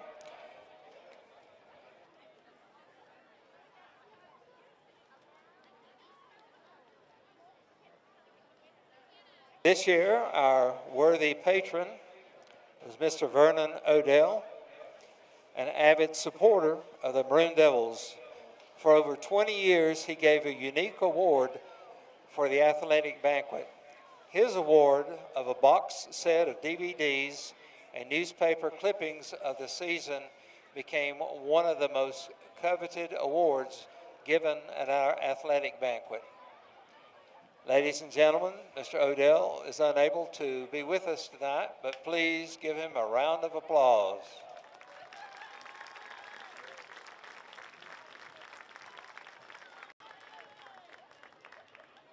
Our next inductee, Sonia Cook Blankenship, athlete and coach. Ms. Blankenship was a decorated four-sport star at Swain before eventually returning to Swain as the head volleyball coach. Blankenship is the winningest volleyball coach in school history with a record of 351 wins in 19 years. Ladies and gentlemen, Coach Sonia Cook Blankenship.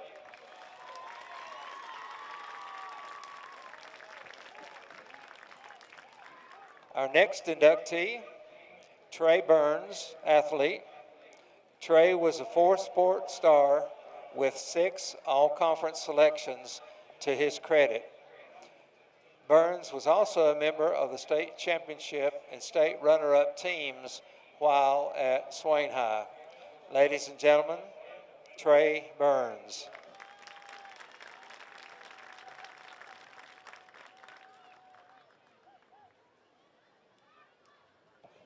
Our next inductee, unable to be here tonight, is Katie Kime, athlete, a 3-sport athlete and a record-setting basketball player at Swain.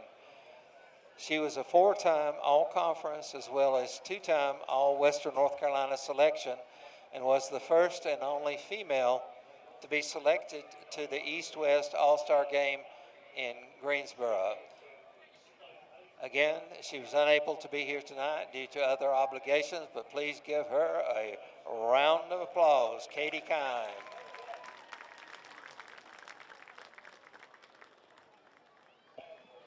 Our next inductee, Lauren Manley, a 4-sport star at Swain. She was a member of the state championship and state runner-up teams at Swain. She was also a 6-time All-Conference and 2-time All-Western North Carolina selection, as well as a state record holder in softball. Ladies and gentlemen, Lauren Manley.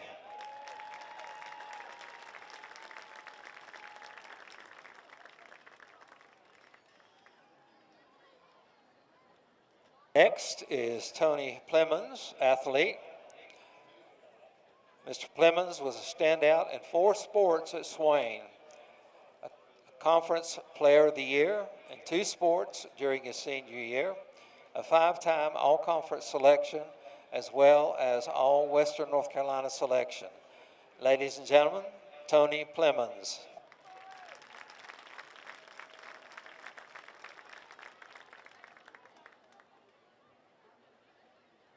Next is Mike Treadway, athlete, a 3-sport athlete at Swain. He was a member of the state championship team at Swain, as well as captain of the 1987 team that pulled off a win over Murphy in the game of the century. Ladies and gentlemen, Mr. Mike Treadway.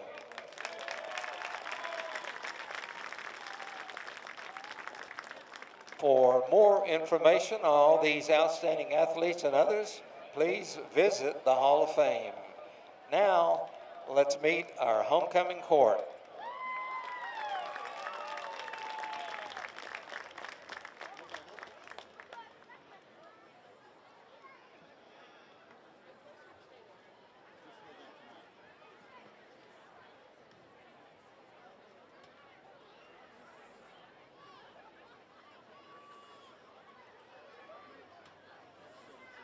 This event annually is sponsored by the Swain High Student Council. Our first representative from the freshman class, Miss Sydney Leatherwood.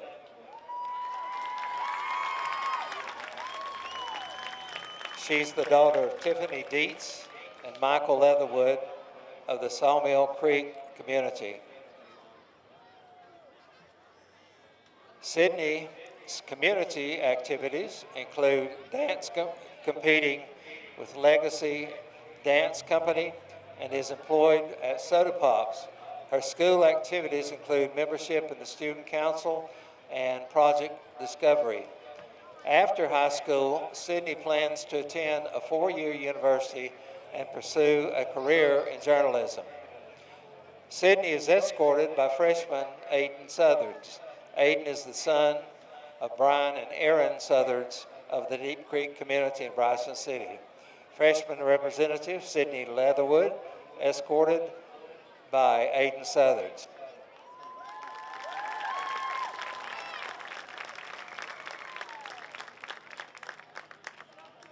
The next freshman representative, Miss Laura Lai Wegner, daughter of April Goodwin and Kurt Wegner of the Alarka community.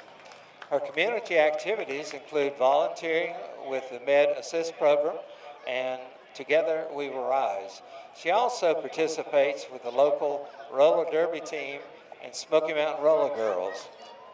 Lorelai's school activities include membership in the Student Council.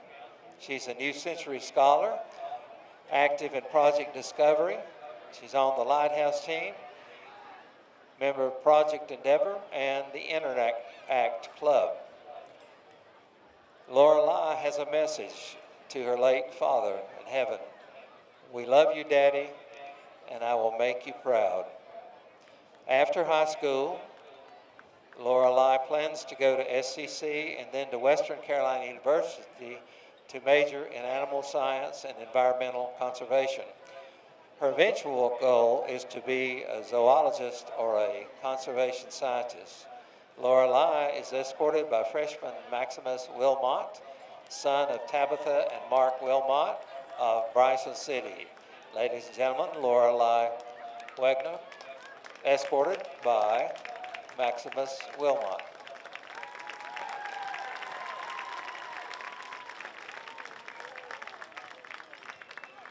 Now the sophomore representatives. First is Savannah Cunningham, daughter of Sarah and Brett Bradley and Glenn and Bobby Cunningham of the Elah community. Savannah volunteers numerous hours assisting with road cleanups. She is a Swain High varsity cheerleader. After high school, Savannah plans to attend a 4-year university to obtain a bachelor's degree in psychology. After college, she hopes to begin to help others with their problems, whatever. Savannah is escorted by senior Anthony Gallagher, son of Janice and John Mark Gallagher of Bryson City. Sophomore representative, Savannah Cunningham, escorted by Anthony Gallagher.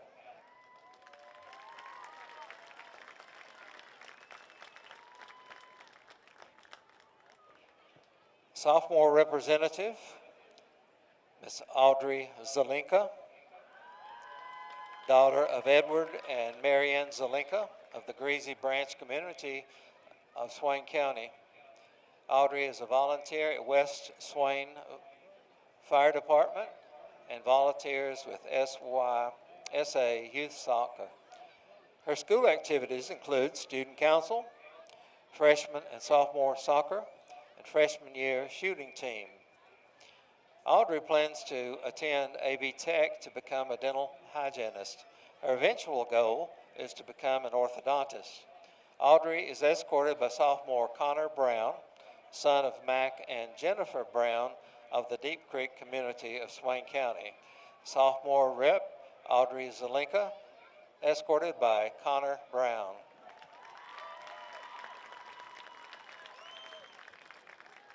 And now the junior representatives. First is Isabella Garcia, daughter of Lisa Young of Birdtown Community in Cherokee. Isabella volunteers with the Mavericks Salagi Sunshine and babysits for PHHS Family Foster Program. Her school activities include co-captain of the Swain High Varsity Cheer Team, the National Honor Society, She was 2021 All-American Cheerleader. She's a member of Vocal Ensemble and is the Assistant Director of the Vocal Ensemble Showcase. Isabella is also taking courses through the dual enrollment program at Southwestern Community College. After high school, she plans to attend Florida State University to pursue a degree in criminal law with a focus on prison reform. Isabella is escorted by junior Tice Nadeau, son of Carla and Roger Nadeau of the Big Co community in Cherokee. Again, junior representative Isabella Garcia, escorted by Tice Nadeau.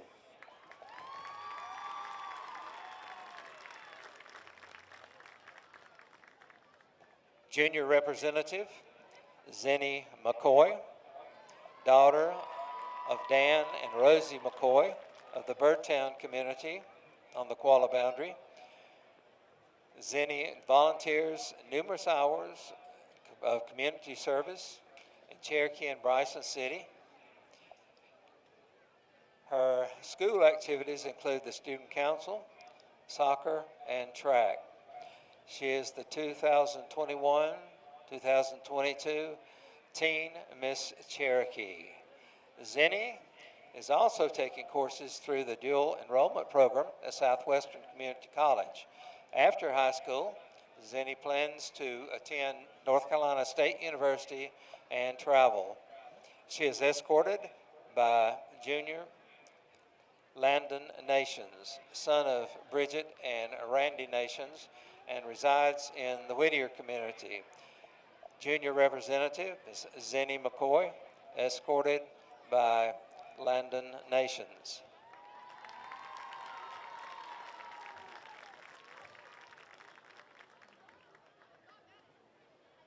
Junior representative, Miss Elke Reinert, daughter of Ann and William Reinert of Bryson City. She volunteers at Camp Living Waters, assisting with youth soccer. Her school activities include soccer, managing SCHS's boys soccer team, track, assisting with the school play, and planning to become a member of NHS. She's also taking courses through the dual enrollment program at Southwestern Community College. After high school, Elke plans to attend a 4-year in-state college and major in journalism. She's escorted by junior Austin Sansucci, son of Lisa and Tyler Sansucci of Bryson City. Junior representative Miss Elke Reinert, escorted by Austin Sansucci.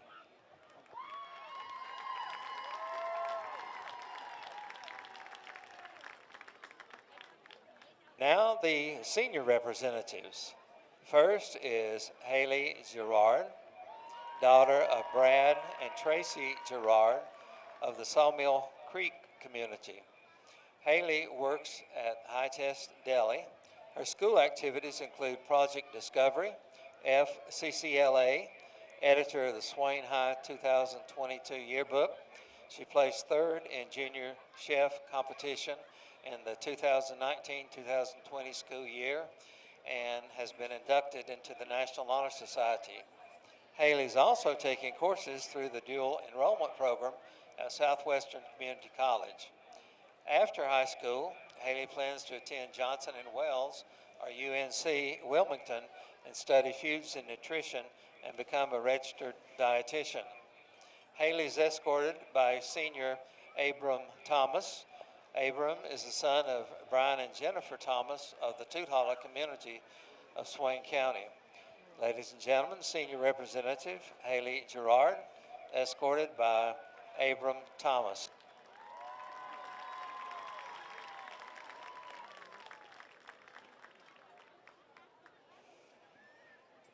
Our next senior representative is Ms. Maisie Helpman, daughter of Jeff and Jody Helpman of Bryson City. Her community activities include volunteering at the Grove Church, She interns at Shift. She works for a local tube center, plays soccer for SYSA, and plays basketball for Team Carolina. Her school activities include the National Honor Society, Drama for Fun, 3 years playing volleyball, 4 years basketball and track, 2 years softball, 2 years soccer, and accomplished her goal of scoring 1,000 points halfway through her junior basketball season. She was named All-Conference as well. She has participated in the dual enrollment program through Southwestern Community College and plans to receive an athletic scholarship, major in health science. She will also pursue a degree in physical therapy or as a physician's assistant. Maisie is escorted by junior Matthew Gray. Matthew is the son of Kathy and Jack Gray of Bryson City. Senior representative, Ms. Maisie Heltman, escorted by Matthew Gray.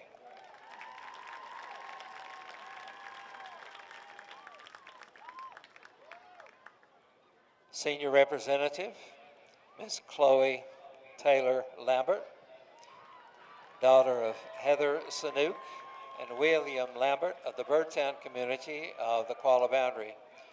Chloe attends Cherokee Bible Church. She's part of the church youth group and volunteers as a children's church teacher. Chloe's school activities include varsity cheerleading, captain, women's wrestling, student council, National Honor Society, Tea Time Club, and working toward an associate degree in science at SCC by taking dual enrollment courses. After high school, Chloe plans to attend a 4-year university and pursue a degree in pre-medical studies. She is escorted by senior Jonah Edwards, son of Janet Martinez Sandoval, and resides in the Birdtown community of the Qualla Boundary. Senior representative, Ms. Chloe Taylor Lambert, escorted by Jonah Edwards.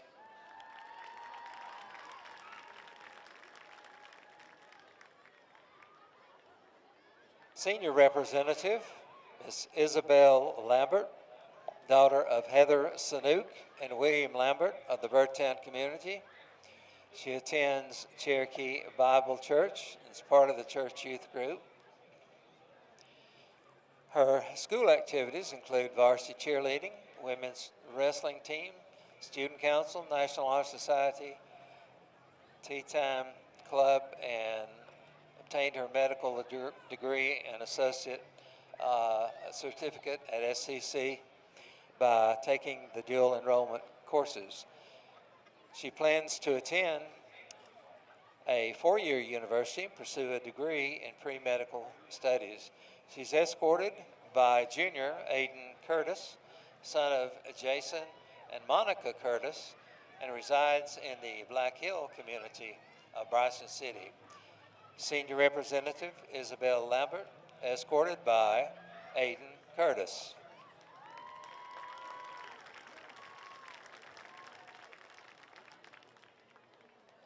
Our next senior representative is Miss Allison Scheid, daughter of Michael and Jennifer Scheid of the Buckner Branch community, Bryson City, a member of the Smoky Mountain Community Theater, a regular volunteer at the Giving Spoon, and attended the 2021 session at Governor's School East for instrumental music. Her school activities include student lighthouse team, drum major for the Swain County High School Marching Band, vice president of the National Honor Society. She's also taking dual enrollment courses through Southwestern Community College.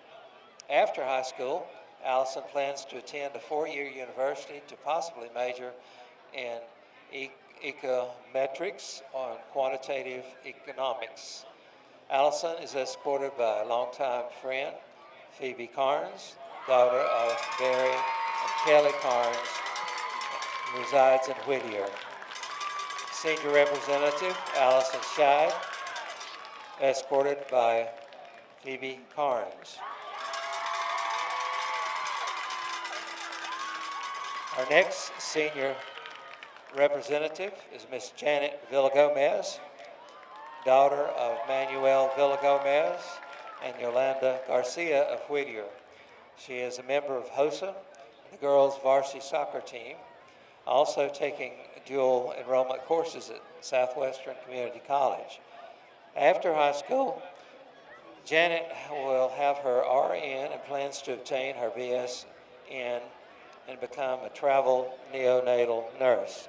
A couple of her future goals is joining Doctors Without Borders and traveling. Janet is escorted by senior Jackson McClung Colby, son of Keela and Kevin Siegel, and resides in Bryson City. Miss Janet Villagomez, escorted by Jackson McClung Colby. Ladies and gentlemen, the 2021-22 Swain County High School Homecoming Court.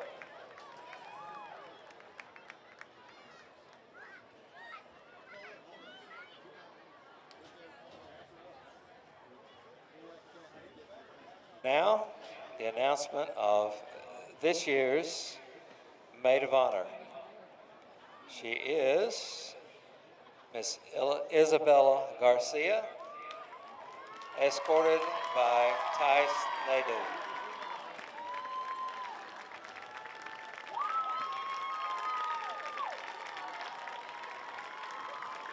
Mr. Bill Reynolds, who is the Student Council sponsor and homecoming coordinator.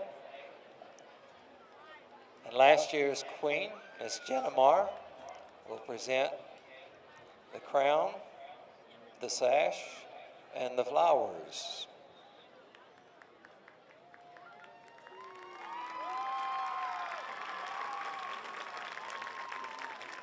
Maid of Honor, Isabella Garcia, escorted by Tice Nadeau.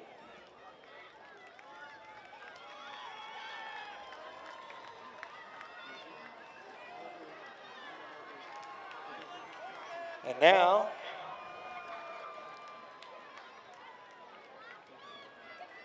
the 2021-2022 Homecoming Queen, Swain County High School, Miss Chloe Taylor Lambert, escorted by Jonah Edwards.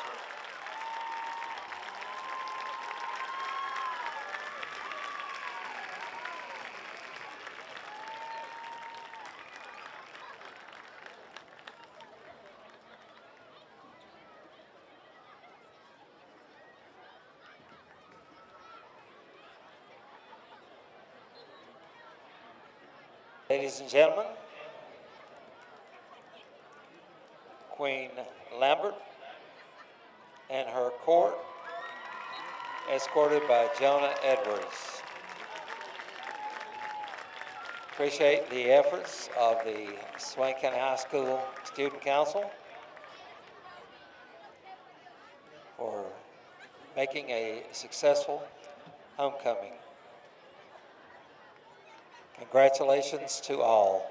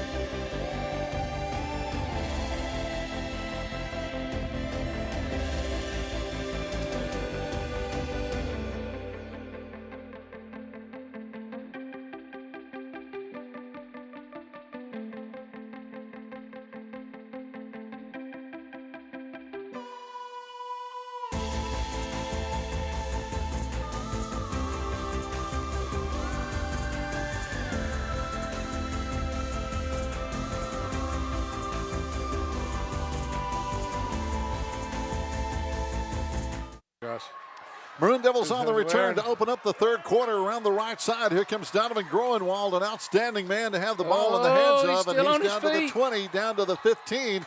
And they he threw a face mask. Oh, my goodness gracious.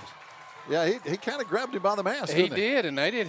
Right in front of the referee. I thought the line judge would have definitely caught that. But yeah, when it's right in front of him, it's hard to miss, isn't it? And I tell you what, that right there is very indicative of the frustration. They went in with the momentum. We did a great job right there. We got it back, and now all of that momentum literally swings to the Maroon Devils side. So we're going to have to capitalize on that as well. Oh, man, what a great kickoff return by Donovan Groenwald. He picked it up over near the 30-yard line where it ran basically east and west across the field, then hit the sideline down inside the 20 in the red zone. Ooh. First and 10, ball on the ground, and getting back on it is quarterback Gabe Lillard. But, boy, that'll make your heart stop. Yes, it will. Got to shake off the cobwebs here, and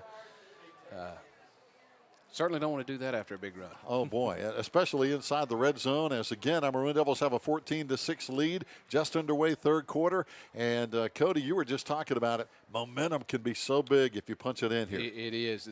The momentum can completely swing back the other way, and that's what we have to do is punch it in, get it back on our side, and capitalize from there. We'll bring you a couple of updated scores here in just a minute. Right now, the Maroon Devils got a man in motion right behind quarterback Gabe Lillard. He moves that defensive line. Gabe runs the option, cuts it back inside, and there's a penalty flag coming in late at the end of the play.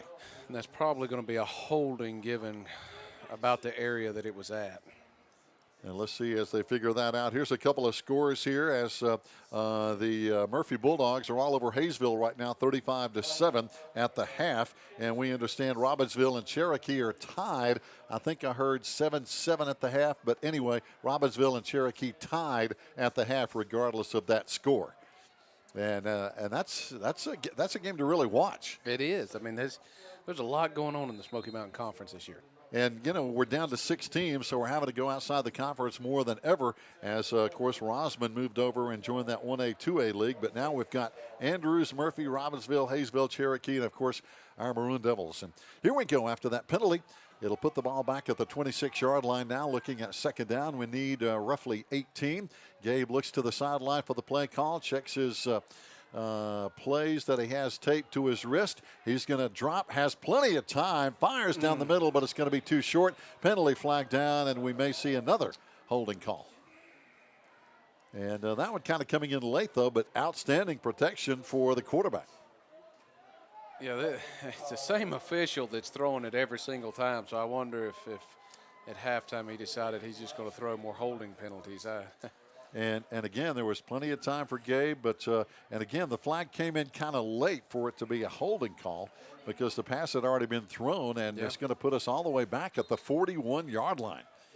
Man, those are two tough penalties. Yeah, we certainly have to capitalize. We certainly don't want a run like we just had to be burnt on penalties and not being able to capitalize on it. So we've got to literally move the football down to the 8-yard line to get a first down from the 41. So that makes it about a second down at about 33. Long way to go as now we have a receiver on each side. We toss it back. Pass. Carson's going to throw it. This one's up in the air, and it's going to be intercepted. It hung up on him, and it's going to be intercepted down at the 15-yard line. Going up for it is good.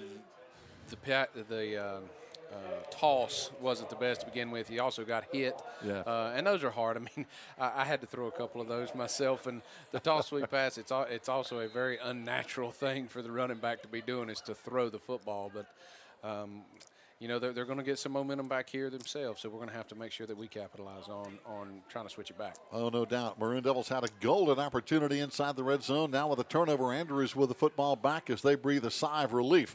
Down 14-6 as they come out running to the right side. A lot of folks over there on that right side. And good job defensively to string that play out. Yep, that was perfect. And good job up front there. Nolan Fisher, one of those big guys up front. Nolan, 6'4", 270. He's a big boy. He takes up a lot of room. He does. He takes up a lot of room, and that's what you'd like to see. And in there with Ashton Ball. Ashton's not a little fella, 5'10", 235. Also on that line, Ben Payne, 5'10", 230. So we've got some good guys up there plugging those gaps. We do, and that's what we're going to have to That's what we're going to have to use. It looks like Andrews, they'll probably start trying to stretch the ball out a little bit, so we're going to have to start jamming and making sure that our linebackers can cover that. Oh, it's right up the center there. Here they go, and they run it. Looks like it's going to be enough for a first down. And I tell you, they're running hard out to the 30-yard line. Nothing fancy. That's just straight ahead power football. That's running with a purpose. That Yes. is exactly what that is. That's right up the middle. And you got to give credit. I mean, these are great running backs. They got some speed, they got some size, but they're probably one of their best qualities as a running back is they don't want to go down. That's it. They make you earn it. They make you earn every hit. If you get them on the ground, you're going to have a good tackle. First down and 10 now. Wildcats at the 30. 8:39 to play. Third quarter. Maroon Devils still up 14-6. They flip the wing over to the left side, and they're going to run to this side. Stretch it out. Perfect. And, hang on to him. And they're grabbing him by the jersey. Again, it's going to be 57. And again, we've talked about him tonight, Lucas Sutton. And he's reading that so perfect, and he almost overran it right there because he had such a good read. He knew exactly where that ball was going to be. Lucas is playing a great job right now, and Andrews is going to have a tough time with him if they keep running the football like that. And you're right. He actually kind of ran by the play and reached back and got him by the jersey and slowed him down. It's going to bring up that was about a half-yard loss. Second and still about 10. Now for the Wildcats at the 30. 8 minutes to play, third quarter. Staying on the ground. Twins on the right side. Got some zone coverage over there, and here comes Martin running to the right side, getting some wide receiver help blocking, but he's going to be forced out of bounds.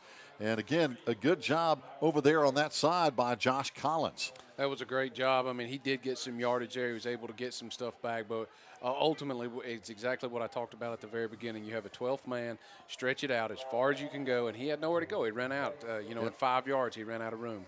Right into his own sideline over there. 7:46 to play. That'll stop the clock. 14-6. Maroon Devils still with the lead, trying to shut down Andrews and get this football back after a big turnover just a few minutes ago. But the defense right now hanging tough, getting it done, flipping that defensive end from side to side with that wing. And they come running to the other side, the weak side, and here's Martin again, and he stumbles and bumbles. No, check that. That's going to be Weaver, but he's got a first down. He does, and it's just right. It literally is right up the middle as you could possibly get it there, running right behind their center and the guard, and just trying to get in that middle place. And he's not a big guy, 6 feet, and I'm guessing because they don't have a weight listed, I'm guessing maybe 165, 170 at the most. He's not a big power back, but man, he just runs with a lot of grit. He keeps those legs churning. He does. That's one thing you got to have as a running back. You got to keep your legs moving. One, it keeps you from getting injured, and two, it's hard to bring you down. Oh, it really is. First down and 10 Wildcats. Here they go again, and oh boy, there's a big hit, and the ball is on the ground, and the Maroon Devils have it. Will the officials agree? That's going to be the question. One guy says yes, and now the head referee says Maroon Devil football. I think Carson Taylor was involved in that. Carson, I believe, had him. The hit, I believe, might have been Bogdanovich on that, number 81.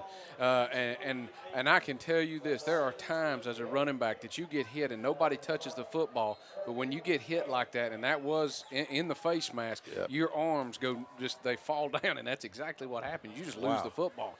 Yeah, he took a shot, didn't he? Oh, yeah. I mean, it was just head to head.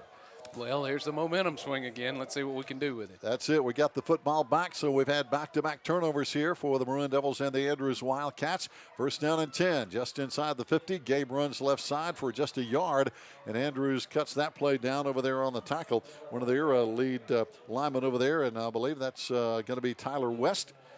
And their line has been playing good football here tonight.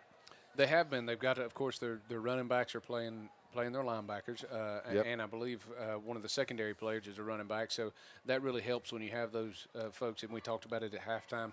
The running backs that understand the game of football, also being on defense, also understand how the offense works. That's it. So that's a big advantage for Andrews. And a lot of similarities, as you've talked about, Cody. Rolling to the right side, Gabe wide open. Cooper 25-20 down inside the 20-yard line. He was open, touchdown-saving tackle by Isaac Weaver, but a beautiful play. That was a great hesitation pass. Both of the wide receivers stopped. There was a little bit of a pump fake. Gabe motioned them on down the field, and that caused the strong safety in essence for them to bite as well as the corner, and he was able to blow right by him. I tell you, Cooper's a great receiver this year, having a really solid season. That's his 7th catch on the year for over 100 yards now receiving. Gabe under center this time.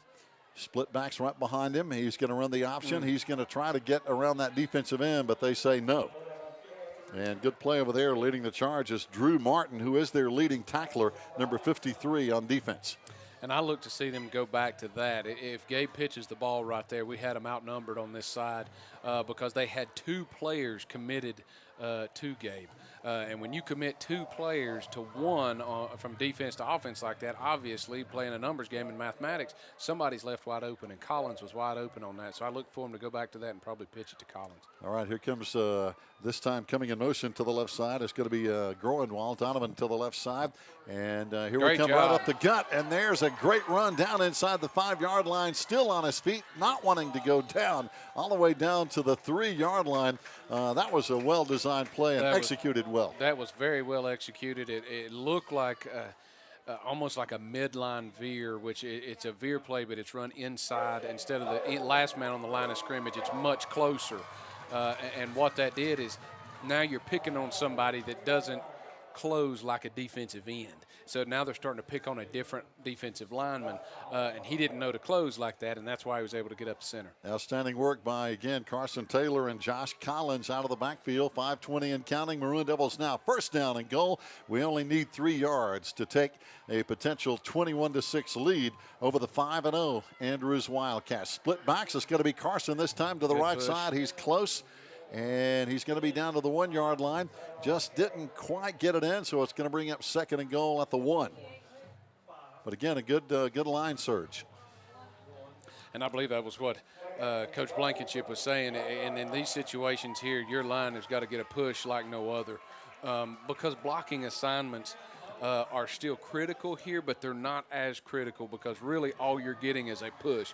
Push everybody about 2 yards deep into the end zone, and your running back, it doesn't matter where he goes then, he can just follow you. That's it. Here we go again. This time Gabe's going to carry. Touchdown. He's across the line. That's a touchdown.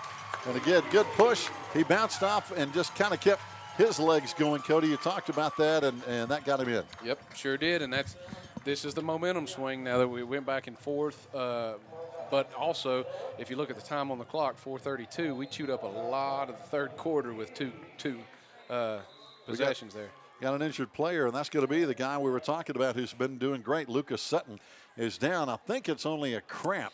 He started to have what looked like a cramp in the first half, and it very well may be. And wet ground like this is the worst for cramping because, you know, you're slipping, you're sliding, and it's causing a lot of issues. And the humidity. Yes. You know, I remember playing over at East Henderson, and I don't know why that field was so humid and seems like kind of soggy every time we played over there.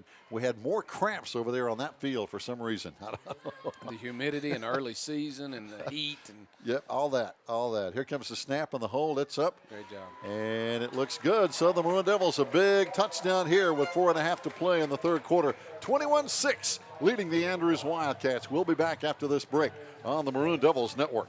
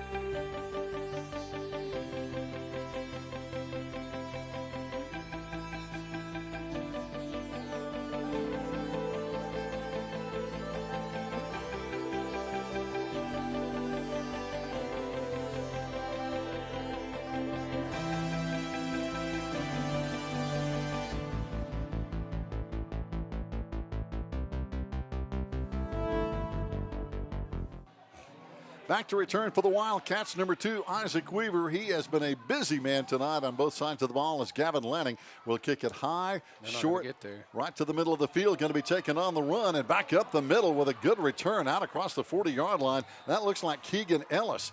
First time he's had his hands on the ball tonight, Cody, but he made a great play right there for the Wildcats. That's always dangerous when you get an individual that can come up running to catch the football because his momentum is just as fast as yours coming down. So they can blow right by you and you don't even know it. And a true freshman, Keegan, took that on the dead run, and now the Wildcats in great field position at the 45-yard line. But a big score by the Maroon Devils to take a 21-6 lead.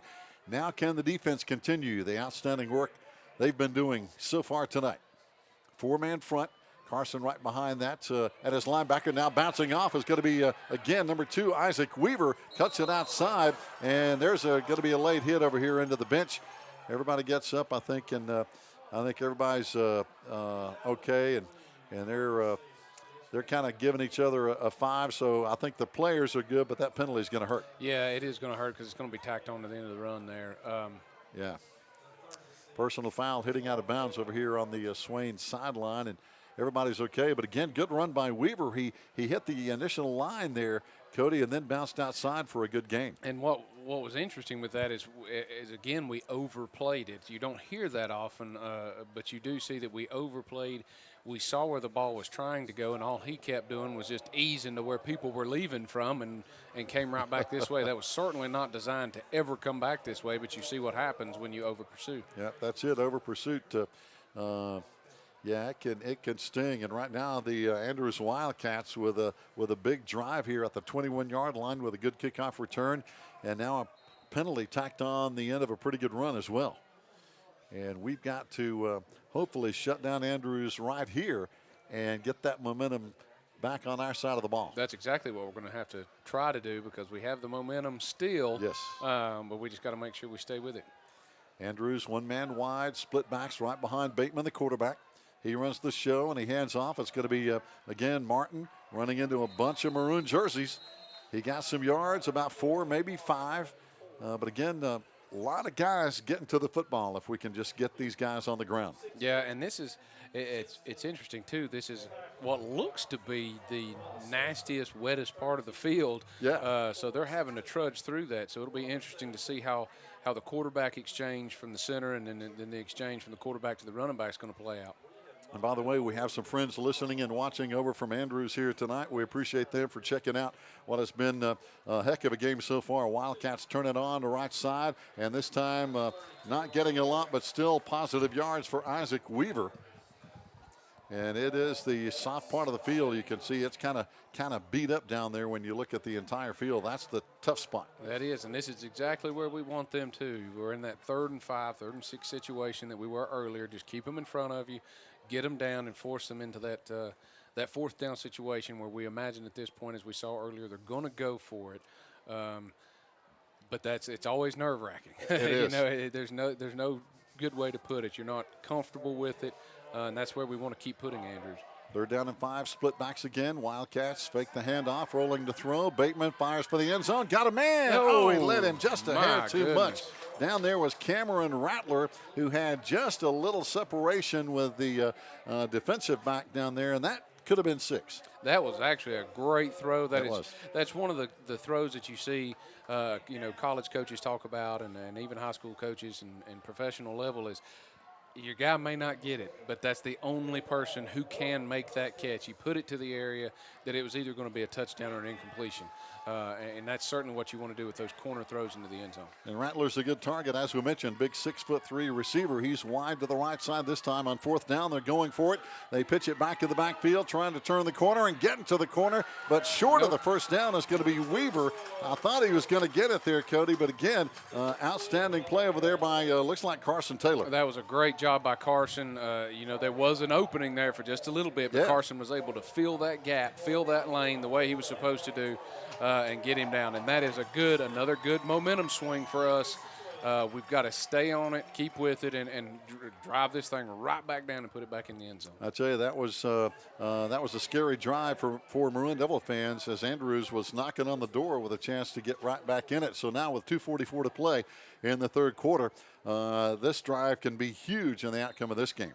It can be huge. This can be a real big possession for the Maroon Devils. Now split backs again. Gabe, hands off. Great job. And actually squirting through. There was some over pursuit that time by the Wildcats. And it looks like, again, that's exactly what they were doing. They're picking on that inside lineman. They're running, in essence, a midline look, which, again, is picking on a defensive lineman that's not used to closing on a veer play.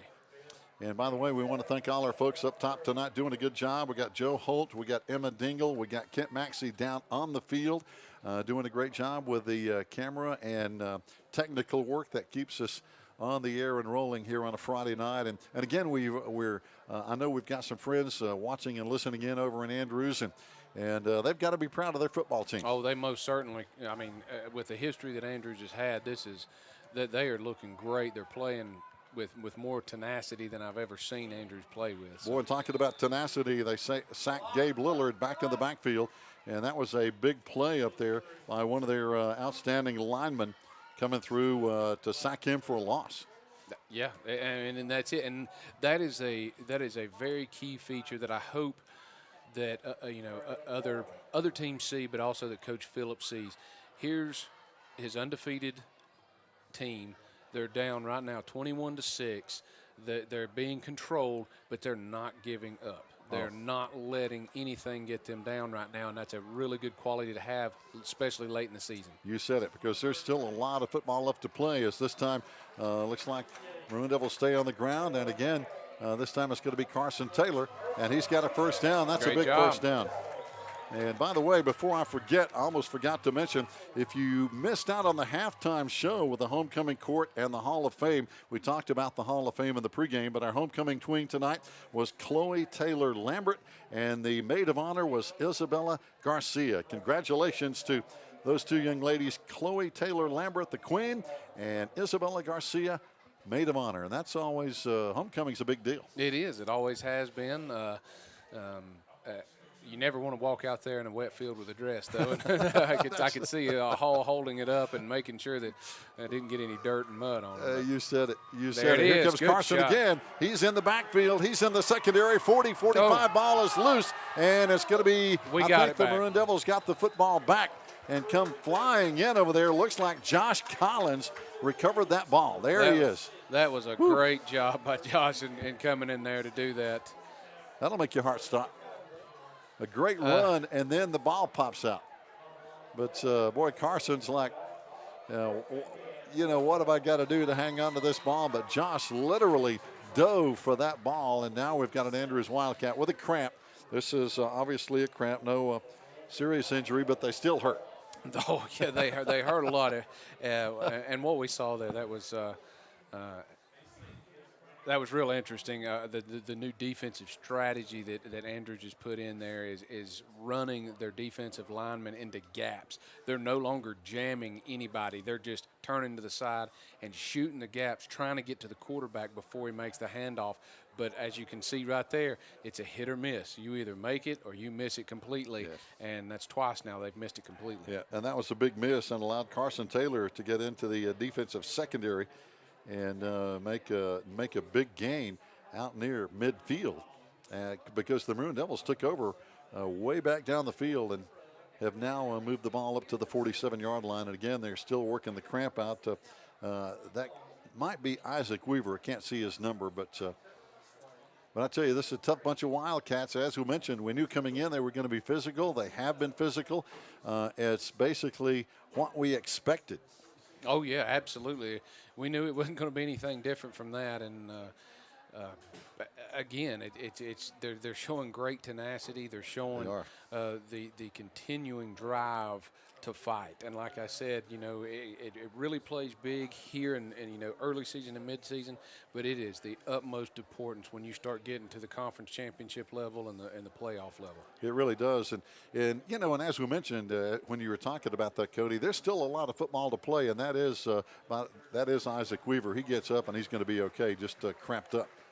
But there's a lot of football in this game. Yes, there's a lot of football in this game. Man. As you can see, Andrews can strike at any moment. Yeah. They're dangerous. You still have to play assignment football. You can never let your guard down and can never relax. And one thing that we're seeing from Andrews that we see every year from every team in our league, they have a lot of guys who play their tail off on both sides of the ball. And that's why you're seeing a lot of the cramps. Yep. You're seeing that. They don't have the depth of the 2A teams, 1AA teams. Well, I guess it's just 1A now, but they don't have the depth as those teams, and so you're going to see that. Oh, no question. Now they've let the clock run out. There will be no more play in the third quarter. We'll come back with quarter number 4. Our Maroon Devils on top of the Andrews Wildcats, 21-6. We'll be back on the Maroon Devils Network. Hey Maroon Nation, my name is Erin Jenkins and I'm an alumni of Swain High and also the Maroon Devils Network. The network you're watching right now helped me chase my dreams and get my start in broadcast journalism. From weekly interviews with Coach B to hosting game day specials and even getting to sit down with some of Swain High's greatest football legends. History of the Maroon Machine. All of things helped get me to WNCT 9 on your side in Greenville, North Carolina as an on-air news reporter. Right now, you can help other students just like me to chase their dreams by liking, subscribing, and sharing the Maroon Devils Network. As always, go Big Maroon!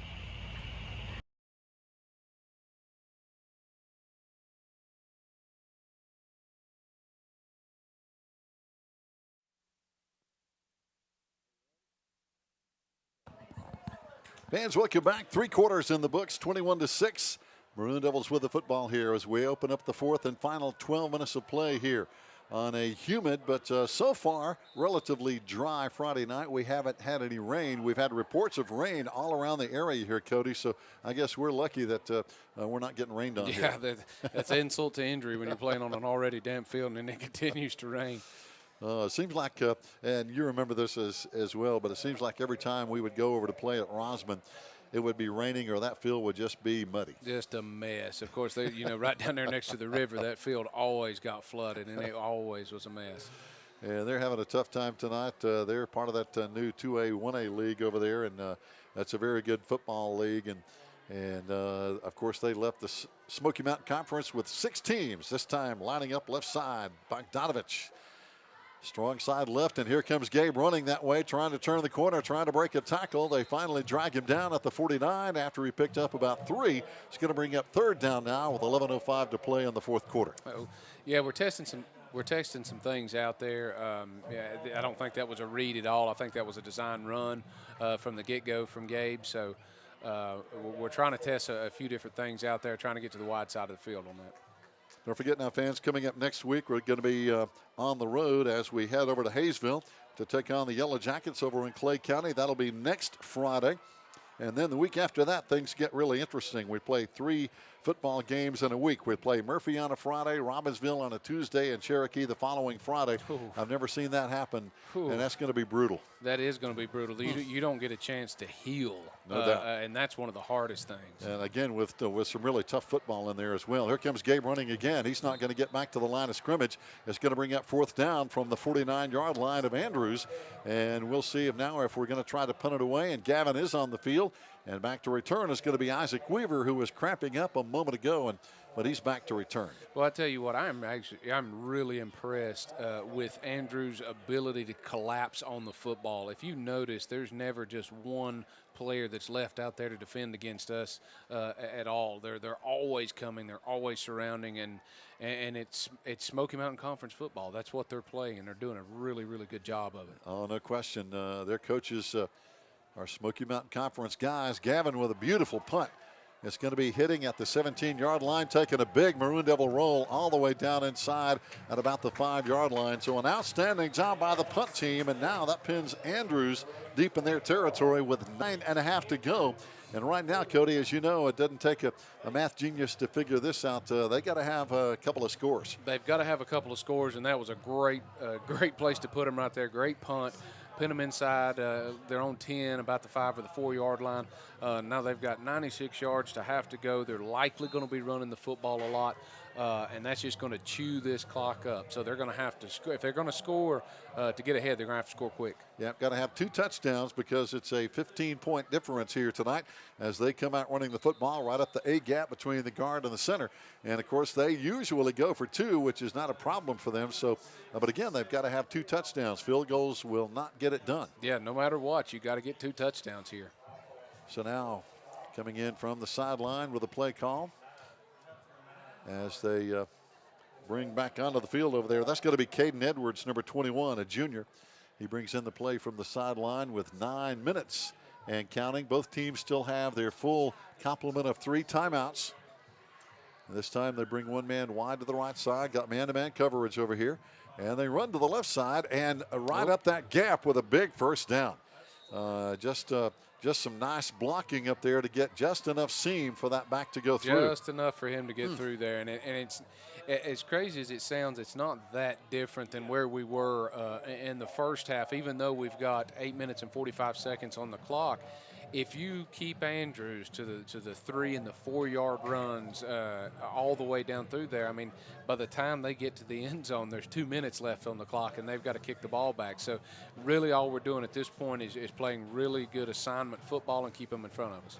Martin with that good first down run, and here comes a new guy who hadn't run a whole lot, and that's going to be, I believe, Caden Edwards, because he's got a clean jersey. That's why I know he hasn't been playing a lot so far. I noticed that. I said, all of a sudden, there's a clean jersey out there. But and probably what they're doing, they're trying to get somebody else in the mix, because those running backs have got the ball 80% of every single play. And you still have to think about this. You have to think about we've got a lot of football to play. Oh, no doubt. Fans, timeout on the field called by Andrews. We'll be back after this timeout on the Maroon Devils Network.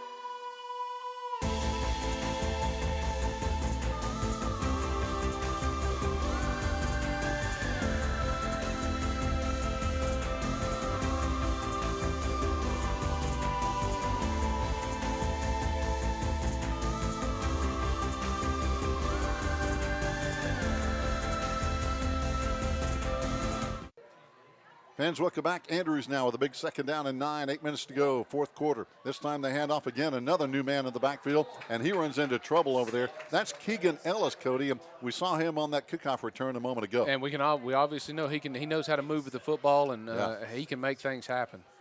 He's quick. Now he's got a little dirt on his jersey, so they are putting a new wrinkle out here, trying to throw us off a little bit, but so far it's not working. That's 3rd and 9 coming up. And again, that was almost like a zone play, something that a defensive backer or linebacker has to read, and Lucas Sutton was right in there on it, man. Doing a great job, the defensive front and the linebackers. Back to throw now is going to be Bateman down the left sideline in traffic. Ball is up, going to be incomplete. No penalty flag down. Good coverage down there by Cooper Hyatt, among others in the defensive secondary, but that ball was thrown into double coverage. And what you're starting to see here with the mix-up and all of a sudden the complete different formations that we haven't seen all night, you're seeing, I don't want to call it desperation just yet, but it's a sense of urgency from Andrews. And I believe that was Gage Jones also involved in that play for the defensive secondary. Here's a good punt. Good bounce. Here's Cooper breaking one tackle. Out to midfield, down the sideline, penalty flag down. We'll see if there's a clip on the play or a block in the back that might potentially bring this back. I think that's probably what they're going to call was a block in the back there. Yeah, we saw it over there at midfield, and normally it's on the return team when that flag comes out. It's rarely on the punt team. But right now, 7:12 to go. Maroon Devils with a 21-6 lead here in a huge Smoky Mountain Conference battle. Murphy is winning theirs. That's a block in the back signal against the return team, the Maroon Devils, so that'll back him up. Murphy winning big over Hayesville, but Robbinsville and Cherokee tied at last check. 7 minutes left to go in the half. Robbinsville leading Cherokee up 14-7 with about 4 minutes left, 7 minutes left. 7 minutes left in the game. All right, that's a big game. That's a big game right now. I tell you, this conference is getting crazy.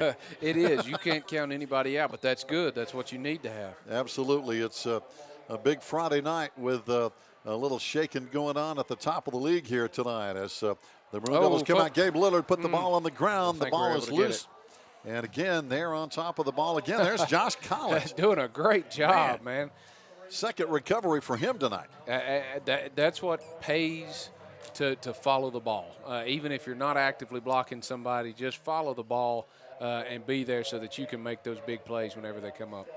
And again, I'm going to be honest. I think I was a little surprised as right now Cherokee leading Robbinsville 14-7 with 7 minutes to play in that ball game. That's a very interesting score. But we saw it last week. Cherokee was this close to beating Murphy last Friday. Yeah, I mean, and again, it's the unison. You've got the buy-in. It sounds like the kids are starting to buy in. They're starting to play together, and that's what you can have.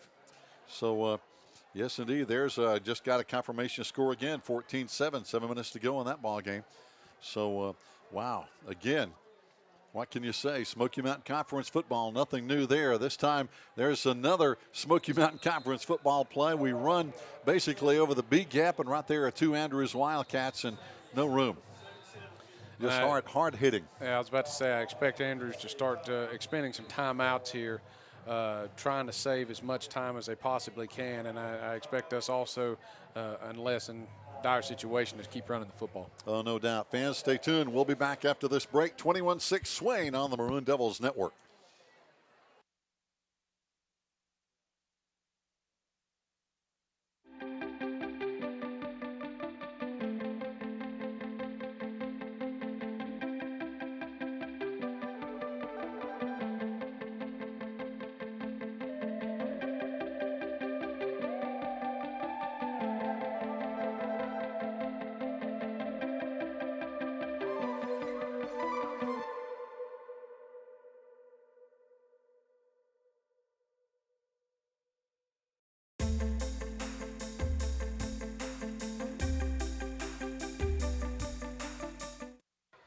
Maroon Devils back with the football, 3rd down and 7 now from the 43-yard line. 6 minutes to play here in a crucial Smoky Mountain Conference contest as the handoff goes to the left side. And Great again, run. Here's another good run. Josh Collins in the backfield for the Maroon Devils. He and Carson Taylor and Gabe Lillard have been getting it done tonight. And there's another solid run. What we're going to see is whether or not Coach Blankenship and Scotty want to go for it here. Do you just want to punt it, pin them back, and make them have to go the entire length of the field in about 5 minutes and 45 seconds? They may just let the clock run out, let it go back, and then punt it. That's probably what they're going to do. They're going to go ahead and take the delay of game penalty and let 30 seconds run off, and then they'll punt it or take a timeout just before it goes. And that's probably the wise thing right now, up 21-6. Yeah, make them go the length of the field, man. Right. That's the best thing to do. Punt it. Nobody's a hero. You're up. You've got nothing to gain from this. So just punt the football and then make them have to burn as much time as you can. And as we talked about earlier, we've seen it a couple of times tonight on special teams. You never know which way that ball's going to bounce. You never know if it's going to be fielded cleanly. Anything can happen on a kick. Oh, most certainly. It's very unpredictable on a kick. And we're going to keep it right here. The Maroon Devils do call a timeout at 5:07 to play. And don't forget, we're going to be on the road again next Friday. We're going to be at Hayesville. And then following that, we've got a lot of football. October 22nd, we host Murphy right here on a Friday night. Then a makeup game. We go to Robbinsville on Tuesday, October 26th. Then we come back here for the final regular season game, hosting Cherokee October 29. And I know nobody in this press box that I know of has seen 3 games in one 7-day span. No, I certainly have never experienced that, and I couldn't imagine experiencing that. We just got an update. It sounds like that Cherokee is now up 20-7 with 6 minutes, 6.5 minutes left to play. Wow. Just when we thought we had this conference figured out, we realized we don't.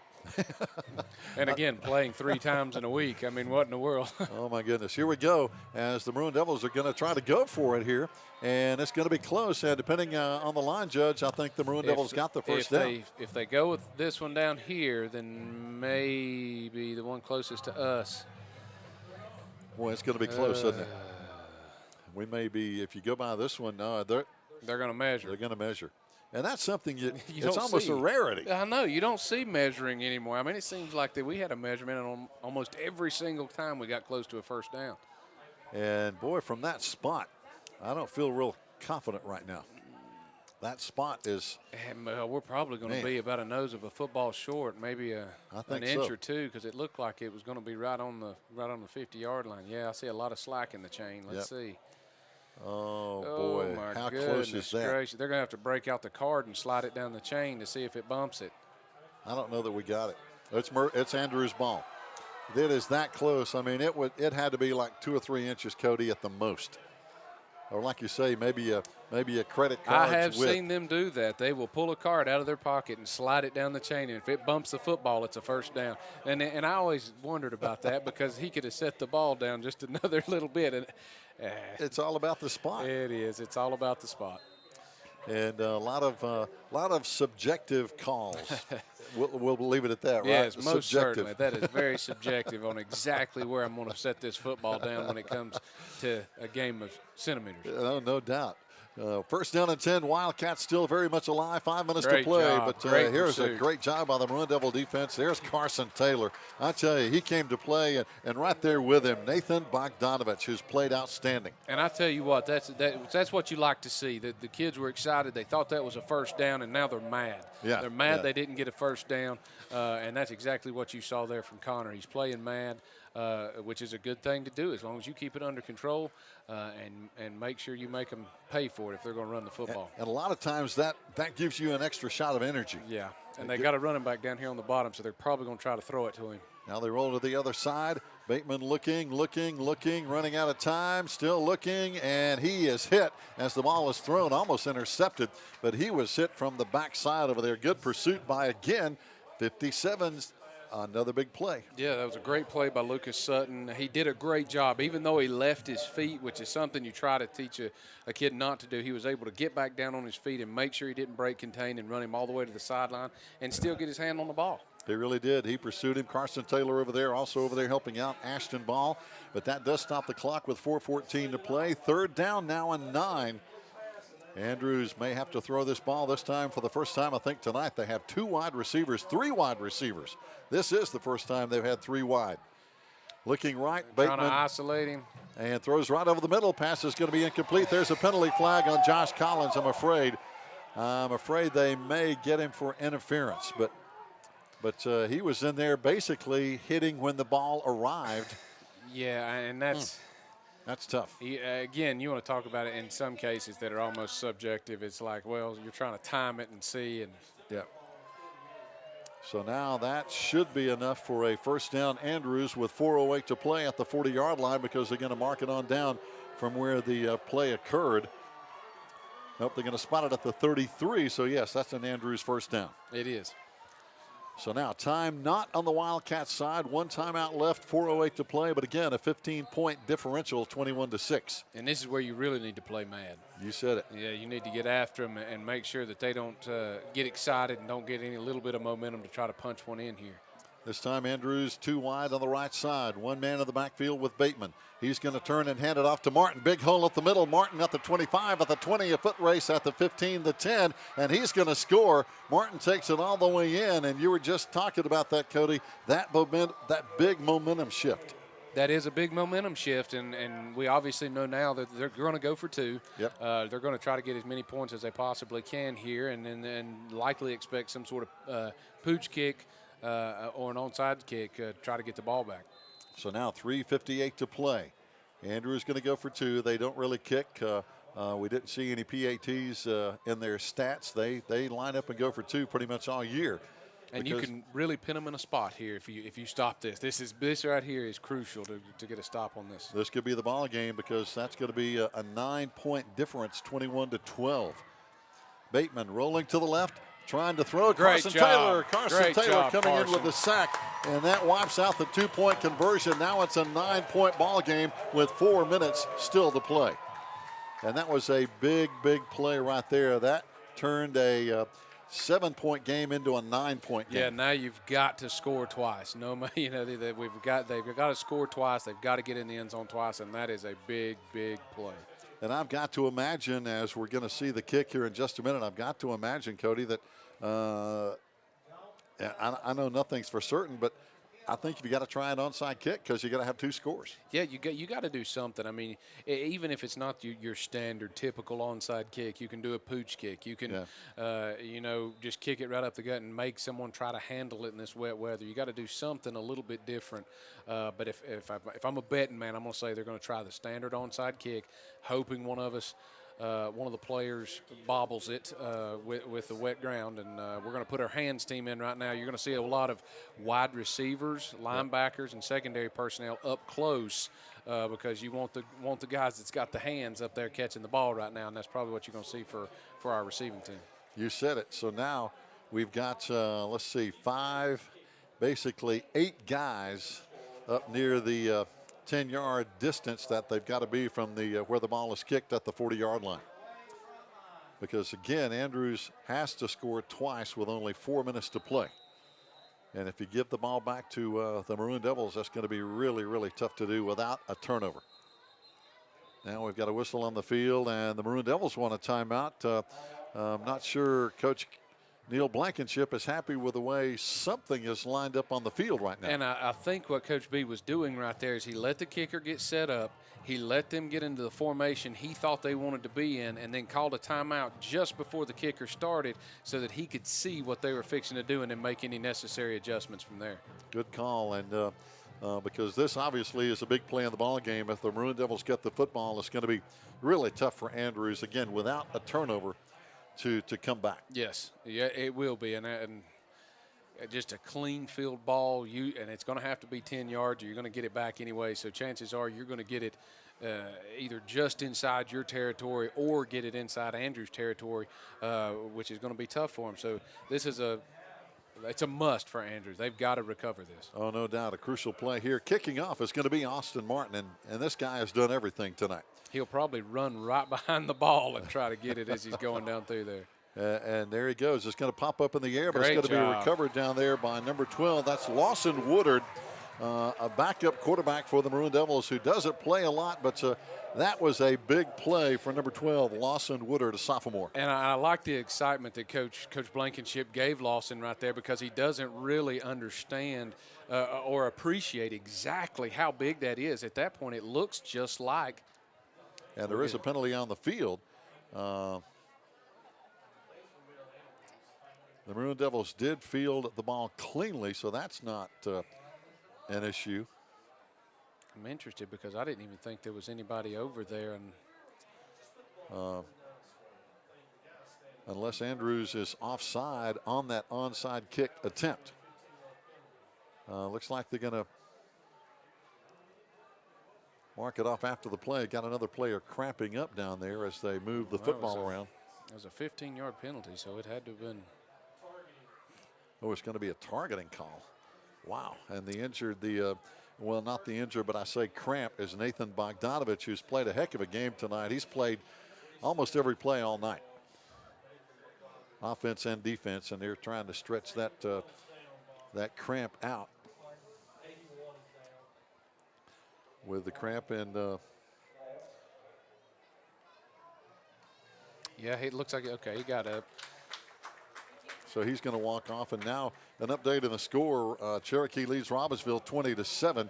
And by the way, Cherokee has just intercepted the ball again, and they're in scoring position with a 20-7 lead in the fourth quarter. Oh, so now we understand that is the final 20-7. So all that is there moot. we go. And this conference just got a little crazier. As we run the ball to the left side, it's going to be Gabe Lillard over there running behind his running back and doing a good job blocking. Josh Collins leading the way. And that's all we need right there. And I know that Coach McMahon knows that. Great play call. We're getting 4 and 5 yards on a chomp there. Eat the clock up, what's remaining of it. And a cherry on top, if you can punch one in right here and just seal the deal. Got a timeout on the field. We'll take a break. We'll be right back with the final 3:45 on the Maroon Devils Network.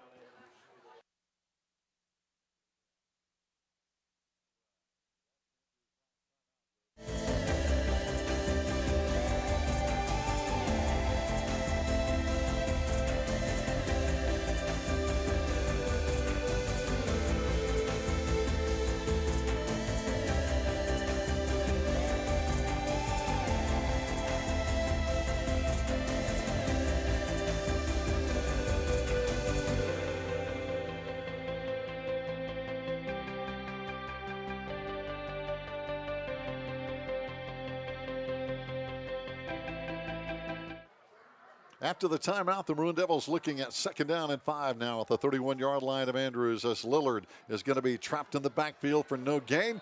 But again, he stays with the football. The helmet comes off, which means he'll have to come out for a play. And the Maroon Devils might, let's see, we've got Neil Blankenship on the field.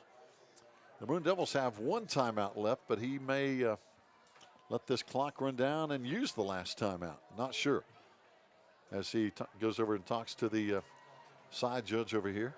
That's probably exactly what he's going to do. He's going to let this clock run as much as possible, given that Andrews, they're completely out of timeouts. I mean, you got 2 plays here to run seconds off the clock. No doubt. With 3rd down and 6 now, the Maroon Devils with 3 minutes to play. If another 1st down is picked up, Cody, that pretty much seals the deal. Then you can basically hit a knee for 4 plays, as Andrews has no timeouts. Yeah.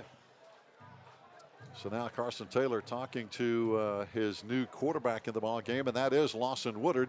He hands off to the left side. We run it for a couple of yards. It's going to bring up 4th down and 4 at the 30. But again, the clock continues to run now with 2:35 and counting. And you know we're going to go for it on 4th down and 4 down territory at the 31-yard line of Andrews, with now getting closer to 2 minutes, and the play clock still has 30+ seconds. Yeah, they're just going to let this thing wind down and get obviously under 2 minutes. And don't know what we'll do here, whether or not we'll go for it or try to do a pooch kick or something, or just push him back. So some interesting football tonight around the Smoky Mountain Conference. I'm not sure a lot of people expected a couple of these scores. Again, with Cherokee beating Robbinsville. Murphy, of course, easily over Hayesville. No surprise there. Gabe running to the right side. Tackled. He's going to be short of the 1st down. Andrews will get the ball back with 1:49 to play. But again, time is right now an enemy for the Wildcats. It most certainly is, especially with the running the football, not passing very much, being somewhat in the middle of the field. I mean, it's going to be all or nothing. And again, like we said earlier, they're going to have to score twice in 1:49 seconds. And again, neither one of these teams ordinarily are not big play offensive football teams. So it's a tough thing to do, to score in a hurry. Yeah, they're not ordinarily, but we've seen 2 big plays by Andrews, so we're just going to keep it in front of us. That's it. Assignment there is the same play scored on earlier. A little draw play, and it's going to be Austin Martin out to the 35-yard line, picked up 5 yards. And but the clock with 1:40 still running it. You know, we're talking about Austin Martin. I always think of the luxury car, but it's not Austin, it's Aston Martin. It's close enough. And I looked up to see how much those were, Cody, and the cheapest one was $150,000. Their top of the line for an Aston Martin is $308,000. That's a little out of my price range. That's won't fit in my budget. Bateman back to throw, throws it down the sideline. That's a great job coming back to the ball, but it's incomplete. Yeah, going to be out of bounds. And a good job over there again by Isaac Weaver, but just caught it out of bounds with Josh Collins and Cooper Hyde on the coverage. That does stop the clock, though, out of bounds with 1:15 to play. But they're really in a tight spot now. I mean, if they'll have to score within the next couple of plays. Yeah, time with only 1:15, no timeouts left, and 65 yards away. It's going to take a quick strike and another onside kick. Yes, most certainly. And the Maroon Devils know that, and right now the Maroon Devils are playing 4 deep with this defensive secondary. Got man-to-man coverage here with the Twins on the left side. Bateman throwing back. Great job. And out of the backfield again. Out across the 44 to the 45-yard line. It's going to be enough for a 1st down over to Isaac Weaver. And I tell you what, nobody has a dirtier jersey than Isaac Weaver. Yeah, he's played a tough ball game. He most certainly has. Now they're going to spike it with 1:03 to play. And they're going to put some more time, but they're going to have to go back and put time on the clock. Yeah, 1:03. It didn't stop, but I'm not sure they're going to do that. And I'm sure the coaches want every second they can get, as they should. Of course, as they should, you know. And this is where you also the fundamentals of no penalties.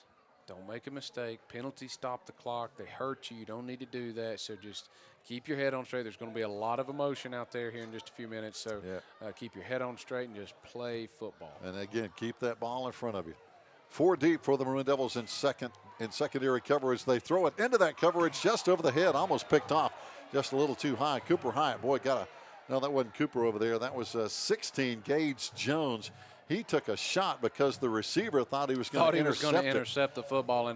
And I know a lot of the fans got upset there, but I can't blame the running back for Andrews because I would have done the exact same thing. Yeah. You can't tell where the ball's at when your head's turned, so you think he's going to intercept it. You've got to then turn into a defender, and that was the only option he had. He did. He plugged him right in the ribs, so I know he'll feel that tomorrow. He'll feel that for a couple of days. Yes, but again, he was playing defense on that play. Yeah, you got to be a defender sometimes. 3rd down and 10, Wildcats. Bateman rolling to the right side, has pressure, firing, and it's going to be out of bounds, and that's going to stop the clock again with 49 seconds to play. Got a penalty flag coming in. It is a potential hold, or did we hit the quarterback late? Intentional grounding. Oh, boy, I'll say this, there was no receiver over there. Yeah, the only receiver he had was about the hash marks, and given that he threw it nearly in the stands, I don't think you can argue really effectively that you had a receiver in the area. No, there was, now that we go back and look, there was no receiver in that area. And again, Bateman was, just trying to keep this game alive, trying to keep his team alive and stopping the clock with still 49 seconds, 4th down, and now about 20.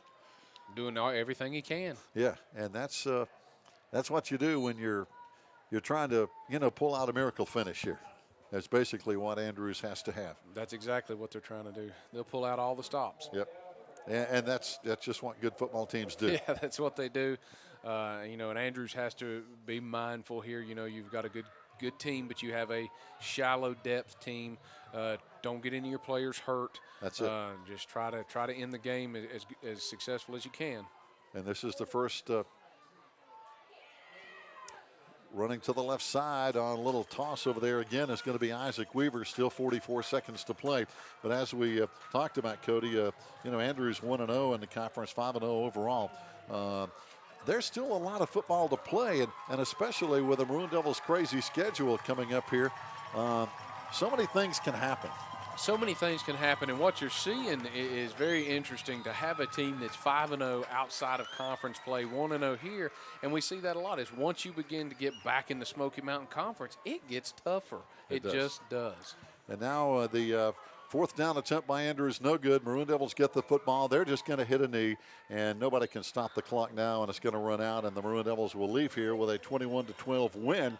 And that's going to move Andrews to 1-1 in conference play, 5-1 overall. The Maroon Devils will be 1-0 in conference play, 3-2 overall. Murphy, with their win, will move to the front of the conference at 2-0. Robbinsville will fall to 0-1 with their loss. Cherokee will be 1-1. Hayesville will be 0-2. So right now, it's Murphy and Swain, the only undefeated teams left right now after this night in Smoky Mountain Conference play. That's it's something you never thought you would see, but it's gone upside down. Murphy for years have been the top dogs. They've been the one to beat them, and Robbinsville obviously going back and forth. And what you're seeing tonight is a different Smoky Mountain Conference. It's a mix-up. It's good to see. It's great to see Andrews perform the way they've done.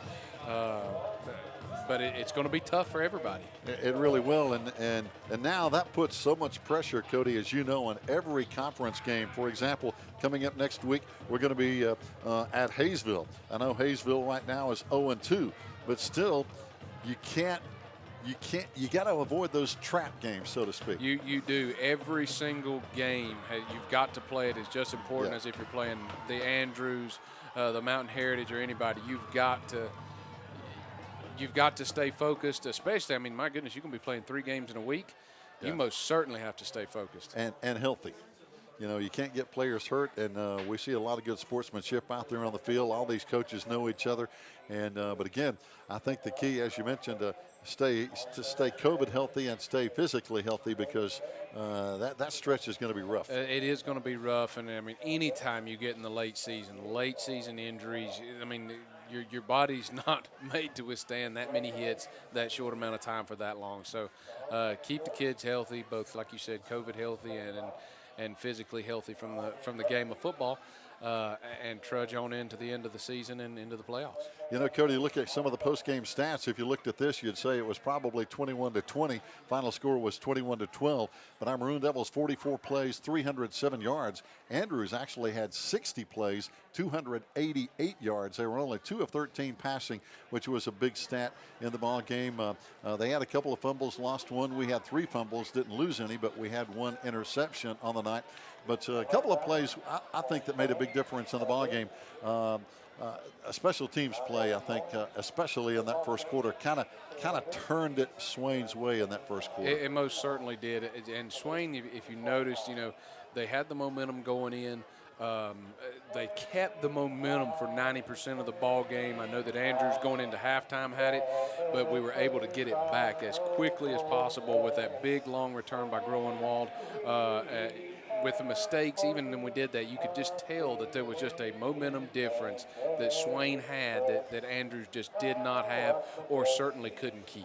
Oh, no question about it. Cody, I tell you, it's been a pleasure broadcasting with you tonight, and I know you've enjoyed all the instant replay we had that your dad hasn't been able to enjoy this year, but maybe it'll still be working if he comes back next Friday. And maybe it will. Maybe he'll get to use some of the benefits of that. Well, listen, hey, we wish you the best, and hopefully you'll come back you. and join us soon because you do an outstanding job, my friend. Thank you so much. I enjoy it, and I'll be here anytime you call. Hey, thanks a lot. Gary Ayers and Cody White for Joe Holt, Kent Maxey, and Emma Dingle saying so long. The Maroon Devils winning 21-12. Join us next Friday on the Maroon Devils Network.